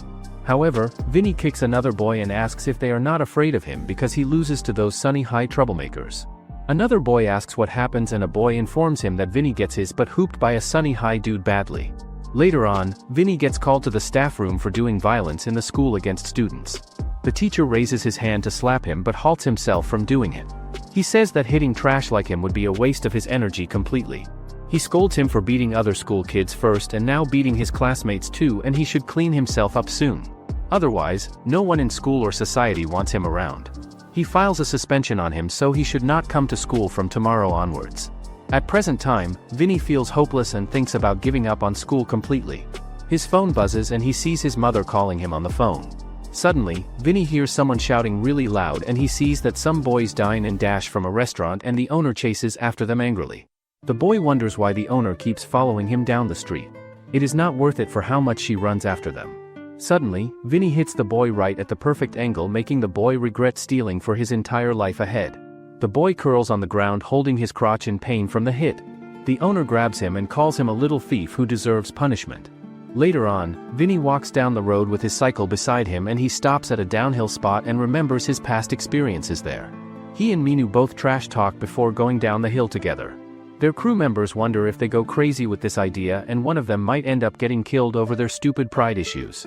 Minu tells Vinnie to keep things fair and square on this downhill race. Vinnie asks if he feels scared of racing him and it is not official, so they should enjoy themselves during it. Minu tells him to keep talking nonsense and he sees him at the finish line. Both of them start going down the hill with Minu being ahead in the race. Suddenly, Vinnie tries to shove Minu and he asks what he tries to pull now. Vinnie mocks him for acting scared during the race. He says his face looks hilarious right now with that expression. Vinnie takes him over the turn and says they should have a little fun now. He skids his tire by stepping his foot on it hard. The tire of Minu brushes against the tire of Vinnie and he gets knocked out of the balance. Vinnie also crashes as well and June comes running for them from behind quickly. Vinnie gets up with his hand bleeding all over it badly. However, Minu has it worst as he slams into the fence hard. June hurriedly rushes to the aid of Minu and Vinnie finds this quite pleasing to watch. Vinnie now looks at the same downhill spot and feels quite good about it, and he then starts going at it again by himself. At the house of Jay, Minu once again stays at his place for the night. He says his whole body aches from going uphill today during practice, but Jay asks how long he plans to live off from him like this. Minu replies he is not sure yet about that. Minu lays down on the bed and hits something hard under it and he gets up immediately and wonders what that thing was under there. He checks under the pillow and finds a cell phone hidden. He asks Jay why he keeps this stuff here hiding and it looks so ancient that it should be at a museum for display. Jay replies he only needs to take calls on it and what else does he need it for anyway. Before sleeping, Minu asks Jay what he thinks of Mia as a person and Jay asks why he talks about her all of a sudden like this. Meanwhile, Sung calls Vinnie on his phone but Vinnie does not pick it up at all. Sung wonders if he is dead or something happened to him. As for Vinnie, he just does not feel in the mood to pick it up right now. He takes out his last cigarette and thinks he does not have money to buy any more of them. Moreover, he cannot steal because he cannot go to school anymore. He puts on his jacket and thinks about asking his mom for some money to use. Meanwhile, to the mall where a lot of crowd gathers together, the mom of Vinnie works as a worker there and mops the floor clean. She breathes a sigh of relief after doing the work for a while. She notices a parent scolding her son for messing his face and clothes with the food. She cleans her son's mouth and says she does not buy him more snacks if he keeps doing this behavior. The mom of Vinnie looks at the child and it reminds her of the past times. In the past, she walks home with Vinnie and little Vinnie asks about making something good for dinner tonight. He says he would like to have stir-fried pork to eat. Since they are poor, the mom of Vinnie replies she makes it the next week when she has money. Little Vinnie replies that he wants it today and he feels sick of having rice with soy sauce every single day. She feels sorry for her son as she is not able to give him what he wants. At present time, a boy drops his ball and it rolls towards the mom of Vinnie. She picks it up and tells the boy to take it as he drops this toy. The boy goes forward and thanks her for it kindly. However, the child's mother holds him back by grabbing his hand tightly. She tells her kid he should not pick something dirty from the floor like that. She buys him a new one so they should just leave this one here. The mom of Vinnie sighs at being looked down upon and hearing such responses from people. Another worker asks why she stands idle there doing nothing. She needs to empty the garbage bins right now. The mom of Vinnie says she is coming to do it, and while going forward, she accidentally hits the broom on a woman's leg by mistake. The girl asks what that is and says it feels gross to her, but mom of Vinnie apologizes for making the mistake with the broom. However, the girl lashes out at her and the mom of Vinnie once again apologizes for causing trouble to them. Soon enough, Vinnie arrives at the place where his mom works every day. He feels sick coming here because of these rich people and thinks about getting some money and getting out of here fast. Vinnie looks around the mall and some girls notice him standing there. Suddenly, Vinnie steps out of the crowd and calls out to his mother and he asks what she does on the floor like this. The girl asks who this new trash is standing there. Vinnie ignores her and picks up the broom from the ground and he then smashes it onto the floor hard and breaks it into pieces. Vinnie converts the broom into a fighting stick and tells the crazy woman to shut her mouth right now. The mom of Vinnie holds him and tells him to stop what he does. She asks what he is doing in this situation. The girl gets frightened and asks if that crazy person is her son. She wonders why he freaks out at them like this. She says both of them are pathetic people and Vinnie tells her to say that again unless she wants her head bashed by this broomstick. The girl freaks out and calls for security to come help and the mom of Vinnie begs him not to do this at least for her sake. Vinnie tells her to let go of him right now and he feels sick of her as well at this point. The mom of Vinnie says she is wrong in the first place and tells him to stop. Vinnie says it does not matter how important making money is, but she should not degrade herself to this woman like this. Vinnie remembers his past when he got both scolded and embraced by his mother back then. Now that he sees her kneeling in front of others, it boils his blood inside. He curses at the girl and lunges forward to attack, but the mother of Vinnie tries to stop him and the girl also freaks out completely. Suddenly, the mom of Vinnie collapses while begging him to stop his actions. Vinnie looks at her and wonders what just happens to her suddenly. He drops the stick and shouts for his mom in panic. Later on, he takes her to the emergency hospital for treatment. The doctor puts her on an 4 drip and explains she is in the final stage of cirrhosis of the liver disease. She must have known it, but she must not have told him about it before. Her condition is very serious right now and a liver transplant is the only treatment option left for her. The doctor explains the cost of surgery would be around $300,000 since there are a lot of patients waiting for the surgery, so he should get the money together as quickly as possible. Vinnie remembers his past when he is a kid growing up. He is on his cycle when he sees a kid in front of him and the child's mother grabs her son and asks what he does here near them. She tells him to stay away from that kid right now. The kid asks why he has the left eye and hair red colored. Suddenly, Minu comes rushing for him and says how scared they are when he disappears from their sight. Suddenly, a boy tells the bully that his family is so rich that they even have bodyguards working for them. He says it would be best if they stay out of this situation. The bully says they should leave now from here. Minu sees them leaving and calls them complete idiots. Minu picks up his cycle from the ground and asks Vinnie if he feels okay after that. Vinnie replies he is fine now. Minu asks who that person is bothering him and he has been picking on him for ages now. The next time he sees him around, he does not let him walk away like that easily. Vinnie says it is fine so they should forget about it completely. Minu says he is the only kid in this neighborhood with whom he can ride his bike together. How is he supposed to ignore him like that then? He asks if he joins his biking crew later on. Vinnie says he joins it if he changes the name from Zephyrus to something else as it sounds childish to him. Minu asks what is wrong with the name choice.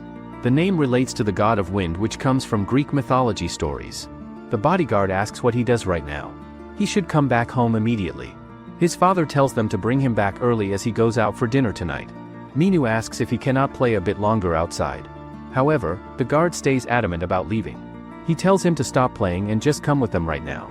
Before leaving the area, the guard tells Vinnie to stay away from Minu completely.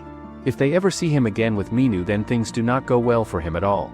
The guard takes the cycle of Minu and wonders why Minu hangs with a weird-looking kid like that. One guard takes Minu while the other one carries the bike with him. Vinnie is left alone with his cycle on the ground. On the other hand, it's finally the welcome ceremony of students moving to middle school level. The principal announces he expects them to be faithful and diligent in their studies ahead. Some boys look at Vinnie and make fun of his red eyes and hair color, and they wonder if he has a disease or something causing it, and Vinnie stands among the crowd and listens to all the insults behind his back. He looks behind and sees his mother standing with a bouquet of flowers, but when Vinnie sees her there, she waves back at him happily. However, Vinnie wonders why she comes here, as it feels too embarrassing for him. He tells her not to come, and now he has to pretend he does not know her at all. After the welcome ceremony ends, the mom of Vinnie hands her son a bouquet and congratulates him on entering middle school finally. Vinnie takes the bouquet from her and listens to all the insults going about him and his mom around. The mom of Vinnie says she takes a picture of him on this special day for memories, and she tells her son to smile at the camera. Vinnie in anger slams the bouquet on the ground and says it feels embarrassing to him. He tells her not to come here, yet she still comes anyway. He tells her to stop caring about him and just go back to work immediately. After saying that to her, Vinnie starts running away from the place. The mom of Vinnie remains in shock at her son's response to her. Later on, Vinnie walks alone outside the school by himself. The bullies from his childhood greet him as a freak and say they meet after a long time apart. Vinnie becomes surprised to see his enemies here at school. The bully throws Vinnie to the ground hard and says he should bark whenever he sees him around. He asks if he thinks he gets treated like a normal kid if he shows up to school wearing their uniform like everyone. The friend of the bully advises him to stop what he does, and if the teachers catch them, then it does not go well for them. On hearing those people speak badly of his mother, the anger within Vinnie sparks up inside. He gets up and looks at them fiercely with his eyes. He tells them to stop right there immediately. The bully walks toward Vinnie and asks if he just swears at him. He says he digs his grave now with those words. It does not matter to him if the teacher shows up or not here. However, Vinnie just stares at the bully standing there as the bully grabs the mouth of Vinnie and asks what he stares at like that. Vinnie takes out the pen from his pocket and jams it into the arm of the bully. The bully cries in pain, and Vinnie quickly follows up with a punch on his face. The bully stumbles back, and Vinnie thinks these people look down on others just because he looks different from them. He wonders why such stuff gives them a sense of superiority over him. Vinnie punches the boy again and thinks the only way for him to survive would be to beat these troublemakers at their own game. Vinnie does the same thing as he slowly reaches high school level. He rips anyone to shreds who speaks badly about him. He believes the world is unfair, so this is the only way for him to fight back. At present time, the mom of Vinnie grabs his hand and Vinnie feels sorry for her. Later that evening, Vinnie walks alone on the road by himself, and he looks at the city and the sun setting while contemplating his life choices. Afterward, Vinnie tries to look in his pocket for cigarettes, but he finds out he has none left at all.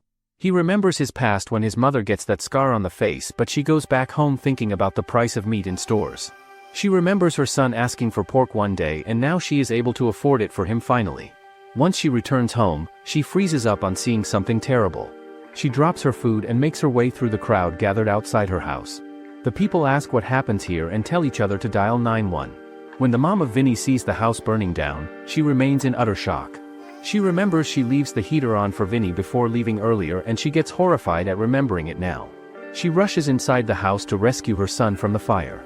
At the same time, little Vinnie comes out of the house while coughing hard. His vision starts getting blurry and he sees someone's shadow approaching him, but the mom of Vinnie saves him while getting burnt in the process of rescuing him. Later on, Vinnie wakes up in the hospital with an oxygen mask on his face. He looks around to make sense of where he is right now. Beside his seat, he sees his mom covered in bandages after getting burned badly. On that day, his world turns upside down completely. At present time, Vinnie cries alone and remembers all the hardships his mother has to go through for him.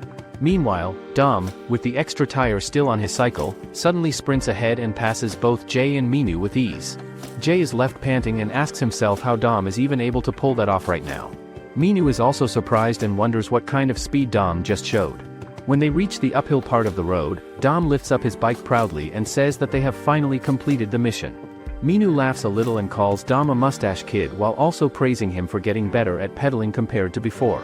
The principal joins in as well and says they are improving a lot more than before at cycling. He feels confident that this whole experience has surely taught them that sports help create healthy minds and strong bodies.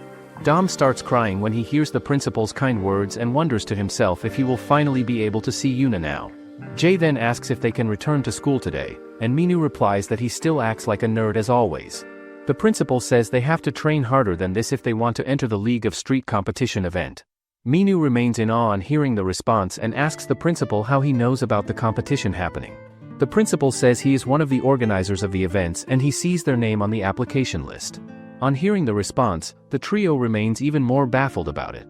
The principal says they fight with other kids instead of practicing for the competition properly. When he sees that a bunch of boys like them cannot even pedal properly, he takes this opportunity to train them. He does not add the suspension to their permanent record, so they should be grateful.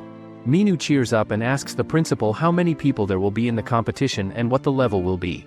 The principal laughs on hearing the response and says it is a secret. He wants them to find it out for themselves during the event. The principal further says he has a last mission for them to do. The trio becomes shocked and wonders if the principal makes them go through another brutal training session. The principal says he talks about Shelley not training this time. Shelley has been depressed lately because of someone and she stays stuck in her room for a few days. Dom and Minu look at Jay intently as he is the culprit behind it, but Jay feels the growing pressure on him. The principal says their final mission would be to make Shelley feel better and get her to come to school tomorrow. He believes friends can do this kind of thing for each other. The principal announces they are now dismissed from training. Later that evening, the trio walks back home after an exhausting day of training. Minu calls Jay an idiot and says they have to take care of another stuff because of him. He should better go to her and apologize soon. Dom also joins in and says he needs to make Shelley feel better and make her come to school tomorrow morning. Minu scolds Jay for talking badly to a girl like that. Shelley only comes to visit him because she feels worried about him, and he further asks Jay if he does not like girls at all. Jay locks in and says he has no other choice if he has to go to school tomorrow, but Minu remains in utter shock on seeing Jay agree so easily to this. Normally, he would just ignore stuff like this completely. Later on, Jay reaches the home of Shelley and stands puzzled by his cycle. He looks behind to ask Dom and Minu what he should do now. With their eyes dazzling, Dom wishes Jay good luck and Minu tells him to grow some courage. Jay thinks he has no other option left now. He presses the bell and Shelley asks who it is at the door. Jay replies that it is him visiting. He comes to talk to her for a minute. Jay does not hear a response and wonders if she still feels angry with him. Suddenly, Shelley tells him to wait for a second and Jay grows worried. Jay tries to calm himself by exhaling deeply from his mouth. Behind the bushes, the interests of Dom and Minu peak on seeing her come out. Later on, Jay and Shelley sat in the park awkwardly together. Shelley asks Jay what he wants and why he calls her here. Jay clutches his teeth and wonders what he should do next now. Earlier, Minu suggests Jay hand a flower to Shelley as a gift. He says it would be rude for a guy to apologize to a girl empty-handed. However, Minu says this weapon softens a girl's heart easily and he should also say something cheesy while handing her the rose flower. Minu gives them a demonstration of how he would be saying sorry to her, and both Jay and Dom become disgusted by it. Later, Jay and his buddies ride their cycles back home together, and Minu tells Jay that he got sent on a mission just to say sorry, but somehow, he ended up getting asked out instead. Minu jokes and asks if Jay secretly studies books about reading girls' minds or something, because he must be the only guy in the world who gets a date from a girl right after telling her to get lost. But Jay stays serious, since he never thought things would turn out like this at all. Minu then asks him what he is going to do now about the whole situation, and if he plans to be her boyfriend for a week like she asked him. Jay replies that he honestly is not sure about it himself, but he knows he has to make her happy if he wants to return to school without trouble. Dom also speaks up and tells Jay he should just go out with her and cheer her up, unless he feels like letting the principal kick his butt. Jay feels like the responsibility for him just keeps stacking up more and more. All of a sudden, a cycling team rushes past his group at high speed, and their leader, called Monster 13, also rides ahead quickly. Right before leaving, Monster 13 and Jay make brief eye contact with each other. Minu watches all 5 of them riding and thinks to himself that they look like some really hardcore bikers. He points out to Jay if he noticed the size of the crank on the bike of the last rider, and then he wonders what kind of gear ratio that guy is even using. Minu guesses it has to be around 5 or something in that range. Then it suddenly hits him that this must be the monster crew that June had talked about to him earlier. Dom adds that the crew will most likely be in the same competition as them too, and he asks Jay if he thinks he can handle going up against that last guy if they end up racing against each other. Jay and Minu both look at Dom with questioning faces after hearing that. Minu tells him he acts way too full of himself for someone who has only just learned how to ride a bike properly. He also asks Dom how long he plans on carrying that extra tire around with him everywhere. Dom replies that he is going to keep it with him for a while longer. Meanwhile, at the bike shop where Harry works every single day, Vinnie walks into the shop, and Harry greets him with a friendly welcome inside. Vinnie explains that he came to sell his bike and asks Harry how much she would be willing to pay for it. Harry takes a good look at the cycle and notices it has some kind of front wheel and a carbon frame. Even though the bike is pretty old now, it still stays in fairly decent shape overall. The next day at school, everyone feels jealous when they see Shelley holding on to Jay's arm and staying close to him. Right then, the new school president shows up and tells Jay that he is fired from being student president because he ruined the school's name. The new president shows off his president tag like it makes him important, but Jay doesn't even care and just walks away, which makes the president call out to him and the others. When Minu and Dom hear that, they both get really mad, and their reaction makes the president nervous and scared. After that, Shelley walks right up to the new president and pulls her own sweater over his head, saying that this is what he gets for picking on her boyfriend first thing in the morning. At the same time, Yuna and Mia also see what is happening, and Yuna asks Mia if she is fine with Jay and Shelley dating each other, but Mia replies that she already knew this day was going to come sooner or later. Meanwhile, the new president hangs up Jay's picture on a punching bag and starts hitting it hard because he is angry about Jay dating his sweet Shelley, who was always seen as a girl not interested in boys at all. Right then, a femboy who turns out to be a gym teacher from Italy walks into the principal's office, and the principal tells him to watch over Jay and Shelley carefully. Later on, Vinnie goes to register himself in League Street, but the people there do not allow single bikers and say they only accept group entries. At that moment, a creepy man from Vinnie's past suddenly shows up and warns him not to mess with that lady. Meanwhile, the strange gym teacher named Mario walks into class and introduces himself as their new homeroom teacher. He walks up to Jay and starts acting odd, saying that the principal told him to keep an eye on him.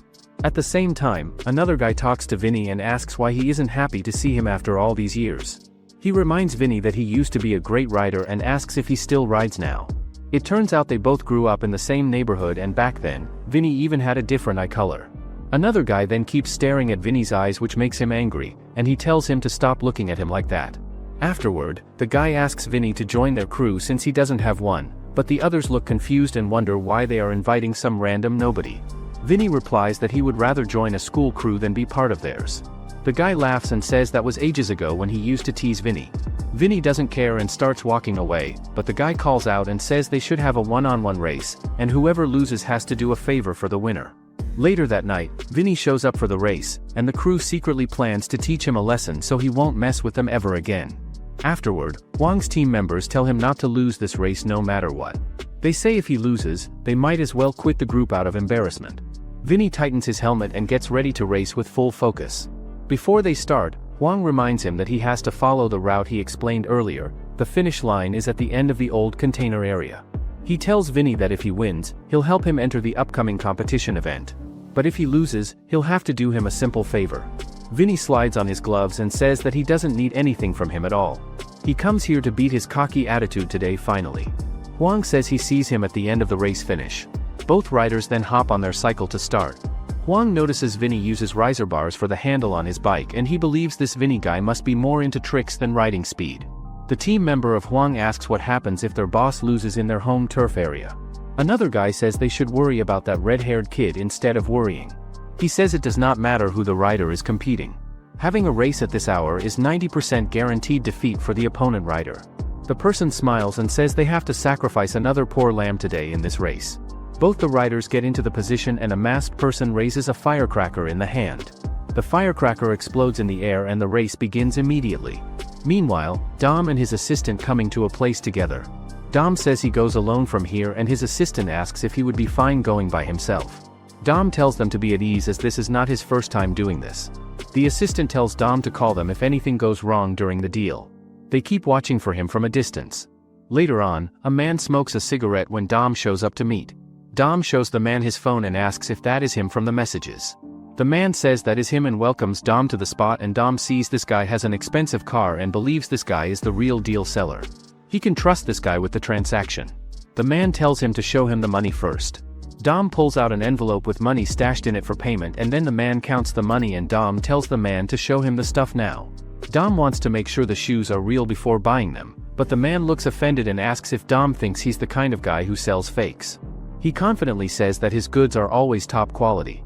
When Dom opens the box, he sees a pair of Jordans sitting neatly inside. He picks one up and examines it carefully. The laser print is clean and the carbon pattern on the sole looks just like the authentic ones. Dom can't believe that something like this now belongs to him. The man tells him that shoes like these are hard to find for a good price these days, saying the deal's done and walking off.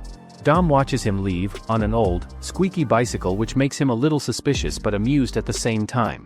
He thinks he is the owner of this car but he is not at all. He wonders why that dude leans on it like it is his damn car parked. The glue strapped onto the shoe soles begins coming off slowly. Dom notices the sole of the shoe is coming off and remains in utter horror. He curses at the man and says he sticks this with glue only.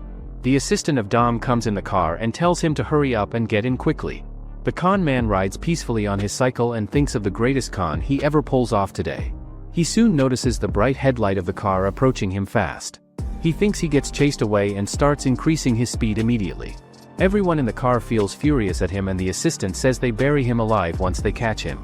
The man skids through the corner but the car catches up with him easily. The man looks behind and sees they are right on his tail chasing. Dom gets out of the window and tells the con man to stop right now. He asks how he dares to sell him knockoff shoes like that.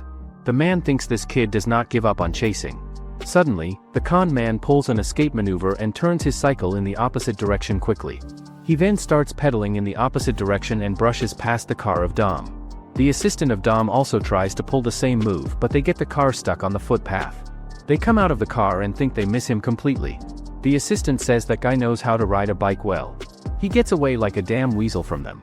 Another assistant asks Dom what they should do now about this. Should they have more boys go look for him around? Dom grits his teeth in anger and feels a burning anger within him building. He suddenly says the guy looks so cool when he pulls that trick with the bike. The assistant of Dom remains in shock at what happens to him suddenly. Suddenly, Dom notices someone approaching them in speed on bikes. He sees Vinnie and another person racing alongside him at high speed. They brush past Dom in speed and he wonders what that is happening and the riders continue racing and Dom watches them disappear into the distance ahead. Meanwhile, in a traffic jam, a person wonders why the jam is so long and thinks about taking the subway or something else the next time he travels. Suddenly, he notices two riders racing their cycles past him which takes him by surprise completely. Vinnie and Huang make it through the traffic at full speed and evade the cars narrowly on both sides. They soon cross the car and see the pedestrian crossing in front of them. However, they do not give a damn about them and run past them as well quickly. A girl curses them and says they almost hit her while crossing. At the same time, some construction workers lift something heavy together. Suddenly, Huang runs past them and surprises the workers completely. After Huang passes, Vinnie makes his way between them by skidding his cycle sideways. After going through them, Vinnie once again resumes his chase behind. The workers remain in shock and wonder what is passing. At the same time, a guy tries to make a move on his girl nearby. The girl asks what they would do if someone saw them together but the boy assures her that no one is around here right now. He pulls in closer to her and says he loves her deeply. The girl also replies she does too with feelings. When they are about to kiss each other, the team members of Huang fly past them quickly. They say they look quite good there together. Another member tells them to get a room if they are going to do it like that. Just like they come in fast, they disappear within seconds as well from sight. The girl asks who they are and the boy replies he feels unsure as well about them. A man pulls out his hammer and says there is a shortcut he knows so they should all follow him there. They have to get there before him in the race. Another member asks if Huang would lose that stupid person racing. If he does then it makes them all look bad together. Another team member comforts him and says Huang does anything to win this race. Moreover, he has some skills to beat most people in a race easily. A team member chuckles and feels sorry for the redhead losing this. The underling of Huang takes off the mask and says they do not have to feel sorry for that trash person. Racing against one of them means he would be paying the full price for it. Later on, a grandma rides her vehicle slowly down the road. Suddenly, she sees two young men brush past her at high speed. Well, these guys are giving jump scares to everyone to win the race at all costs possible. Huang tells Vinnie he keeps up well with those riser bars on his bike. Vinnie enters the slipstream of Huang and allows him to conserve his energy while Huang eats the dust and air resistance. Huang thinks this guy is following his slipstream closely behind. Huang tells Vinnie to stop following him behind or he ends up losing this race and Huang soon notices a ditch in the road and cooks up a malicious plan in his mind. He tells Vinnie he will get messed up if he keeps staring at his back like that. Huang moves away from the ditch at the last second and leaves Vinnie behind to face it alone by himself. Vinnie notices there is a huge pothole and thinks this is quite bad for him. However, he twists his cycle just at the perfect moment and crosses the pothole between his two tires successfully. After making his way out safely, he curses at Huang for the trick. Huang looks back and sees Vinnie is not down yet from the obstacle. He compliments Vinnie as he is better than he anticipates before racing. In front of Huang, a child plays with his sword toy and Huang snatches the sword of the kid and the kid remains in shock. Later on, Huang rides ahead while Vinnie follows closely behind him. As they go faster, Huang spots a tight corner up ahead and hits his brakes hard to stay in control. But Vinnie doesn't care about slowing down at all as he pulls off a wild drift and cuts around the corner at full speed, leaving Huang behind in shock. Vinnie quickly takes the lead and keeps riding forward. Watching that, Huang can't tell if Vinnie is stupid or incredibly brave for drifting like that on such a dangerous turn. Soon after, Huang spots a dark alley ahead and tells Vinnie that he'll take the lead now. As Vinnie rides into the darkness, a strange feeling creeps over him, and he suddenly feels a deep sense of uneasiness. He wonders why it feels so dark in here suddenly. He tries to guess if that guy still follows him behind or not, and it feels hard to tell since he cannot see where he is right now. Suddenly, Vinnie senses Huang goes past him in the darkness. When he looks forward, he only sees darkness everywhere, so he wonders if Huang passes him or not just now. He cannot see him because he wears black clothes that blend in. Suddenly, Vinnie notices a car coming from the front towards him. As it approaches closer, the light blinds Vinnie completely. The car zooms past him and he wonders what is with those stupid lights blinding. Suddenly, Vinnie sees stars in the sky above him and turns out, he gets knocked off his cycle and he crashes on the road hard. As Vinnie regains consciousness slowly, he sees Huang and some guys in white suits standing, but Huang jokingly asks if he gets hurt from fall. Vinnie gets up and feels his head shaky and dizzy. Huang tells Vinnie he should have watched where he goes while riding and he almost makes it to the finish line, but this is a shame now. Vinnie looks at his cycle and sees a toy stuck in its rear wheel area. He slowly gets up and asks why a toy is stuck in there like that. He inquires Huang if he is the one who does it to him, but Huang asks Vinnie if he blames him because he does not look at the road and his bike falls off. Vinnie curses Huang for playing it dirty and tells him to come here now. Suddenly, the team member of Huang grabs Vinnie and Vinnie tells him to let go immediately. Huang says this is not an official sport with fixed rules but a street race, instead he should not get upset because he falls off his bike during it. He should accept the fact he falls over and loses the race. More people grab Vinnie as he tries to tussle against them with force. Huang says things have ended badly for him and he loses now. Now, he has to do him a favor that he asks about earlier before racing. He tells Vinnie not to worry as it does not become huge or serious. Suddenly, a person drags a sledgehammer towards Vinnie and Huang says they break one of his legs so he would never get cocky again with them. All he needs to do is stay still for it, but the person brings up the hammer and Vinnie starts getting horrified about what happens. Suddenly, Huang laughs at him for making a crybaby face just now like that. He says he messes with him as a joke. Huang says the condition for losing against them is that the losing bike would be trashed completely. The person with the sledgehammer starts smashing down the bike of Vinnie and Vinnie cannot do anything except look at it helplessly being destroyed. Afterward, Vinnie clutches his fist in anger on seeing his beloved bike like that destroyed. He charges them and curses those people attacking. Suddenly, a person hits Vinnie in the face really hard and Huang looks pleased with the result of the race. Huang tells Vinnie this is what happens to a freak like him who starts acting like a stud around people here.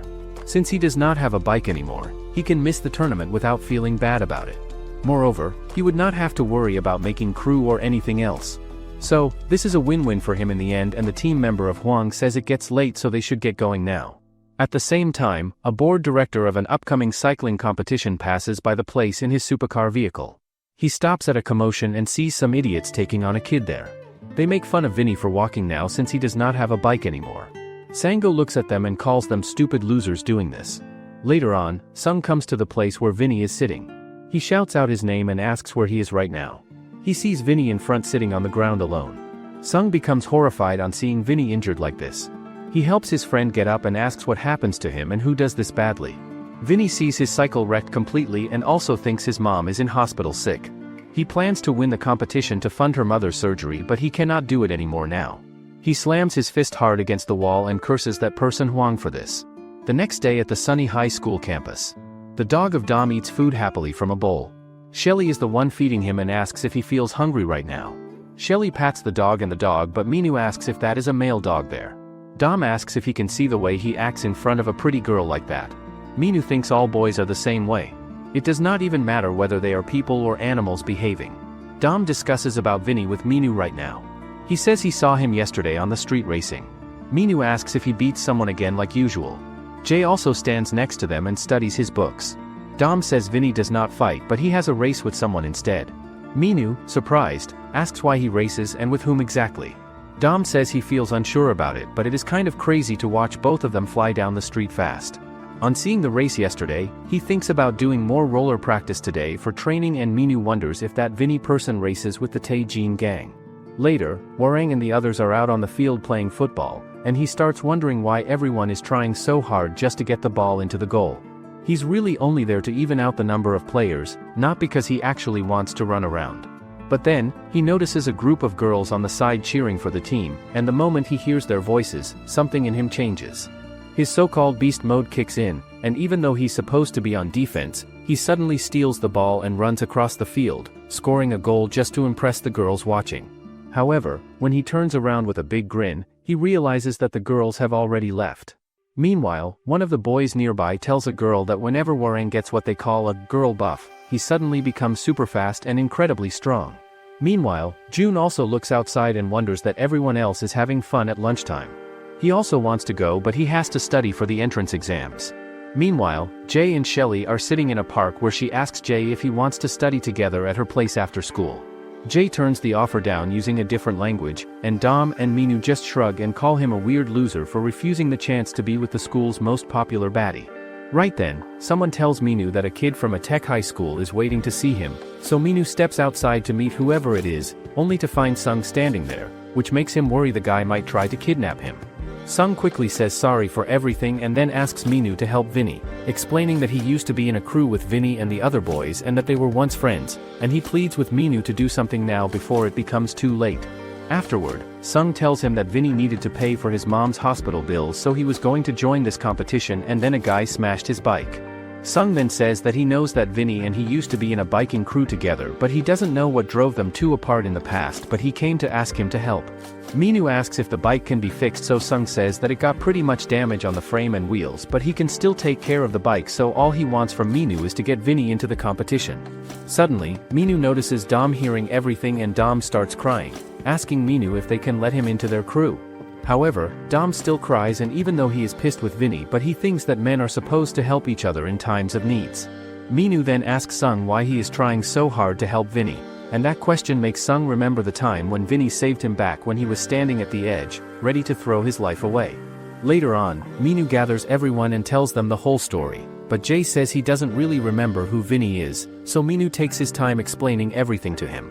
After hearing it, everyone agrees that they're happy to let Vinnie join the team, and even June admits that he thinks Vinnie might actually be a better rider than he is.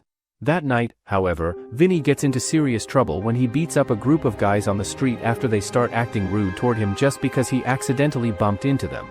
A moment later, the police show up, and Vinnie tries to run away as fast as he can, but he ends up crashing right into Mia, and that's when the police catch up and arrest him on the spot. At the same time, Minyu and Sung visit Vinnie's house to look for him, but he isn't home and his phone is turned off too. Sung starts wondering if maybe Vinnie went to visit his mom at the hospital. Just then, Minyu's phone rings, and when he sees that it's Mia calling, he starts acting a little strange. Mia explains everything to him over the phone, and right after that, she hurries to the police station where the man Vinnie beat up is trying to press charges against him. After a while, they manage to get Vinnie released, and once they're outside, Minyu looks at him and asks if he's been going around beating people up just to help his mom. Hearing that, Vinnie turns to Sung with an angry look and asks if he's been going around telling everyone about his messed up life. Vinnie and Sung get in the argument, but Minyu tries to calm down, but Vinnie calls Minyu a spoiled rich brat. He explains that his mom worked so hard to gather enough money to open a store, but his rich dad throws down tons of cash to build huge department next to his mom's shop, and because of those his mom's sales went down. Vinnie then says that he wants to die, and if he gets hit by a car, he can get insurance money, but then Sung punches him and gets mad at him, but Minyu sends him away. Minyu then apologizes for everything and tells him that the only thing he can say is he should join the competition with them so that he can get a lot of money. Afterward, Minyu leaves and Vinnie sees his bike build up with a note from Sung. After that, we get a flashback where a group of boys are trying to bully Sung, cornering him and demanding that he hand over some money. Just then, Vinnie shows up and steps in, telling the bullies to get lost or else he will beat them up badly. Later on, the chubby bully notices Sung's sneakers and asks him if they belong to him, saying they look really expensive and that he wants them for himself now. Sometime later, the same group of bullies steals more money from Sung again, and after that Sung lies to his parents, telling them he is going on a school trip even though he actually ends up just going to school. He starts hating himself for being so powerless and thinks about how the school, where he spends even more time than at home, feels like a living hell to him. One day he climbs up to the rooftop planning to end his life once and for all, but Vinnie appears there too and says that if Sung is going to jump, he should at least do it somewhere far away where nobody else is around to see. Sung asks Vinnie if he didn't go on the school trip either, but Vinnie just stands there and calls him a cat for trying to kill himself just because some kids pushed him around a little. Hearing that makes Sung snap, and he yells back at Vinnie, saying that he has no idea what it feels like to be treated like a dog and kicked around for his entire life, and that Vinnie will never go anywhere in life with that kind of arrogant sense of superiority. Before walking away, Vinnie turns back and tells Sung that if he has enough courage to die, then he should use that courage first to change himself instead. The next day at school, the same bullies come up to Sung again trying to take money from him, but this time he says he doesn't have any, which makes one of them grab him and slam him hard against a locker. Sung then quickly punches the guy in the face and then they continue fighting until the entire class gathers around them. After that fight no one pushed Sung around and that moment changed Sung's life. Back in the present, Mia gives everyone their new tracksuits but June wonders if Vinnie is really going to come. Just then, Vinnie arrives and Mia gives him the uniform and apologizes for running into him before. How long do you think it will take for Jay to break free from his family's expectations? Comment, crew, if you're ready for the next chapter in this series. Make sure to like and subscribe the channel for more sports manhwa content.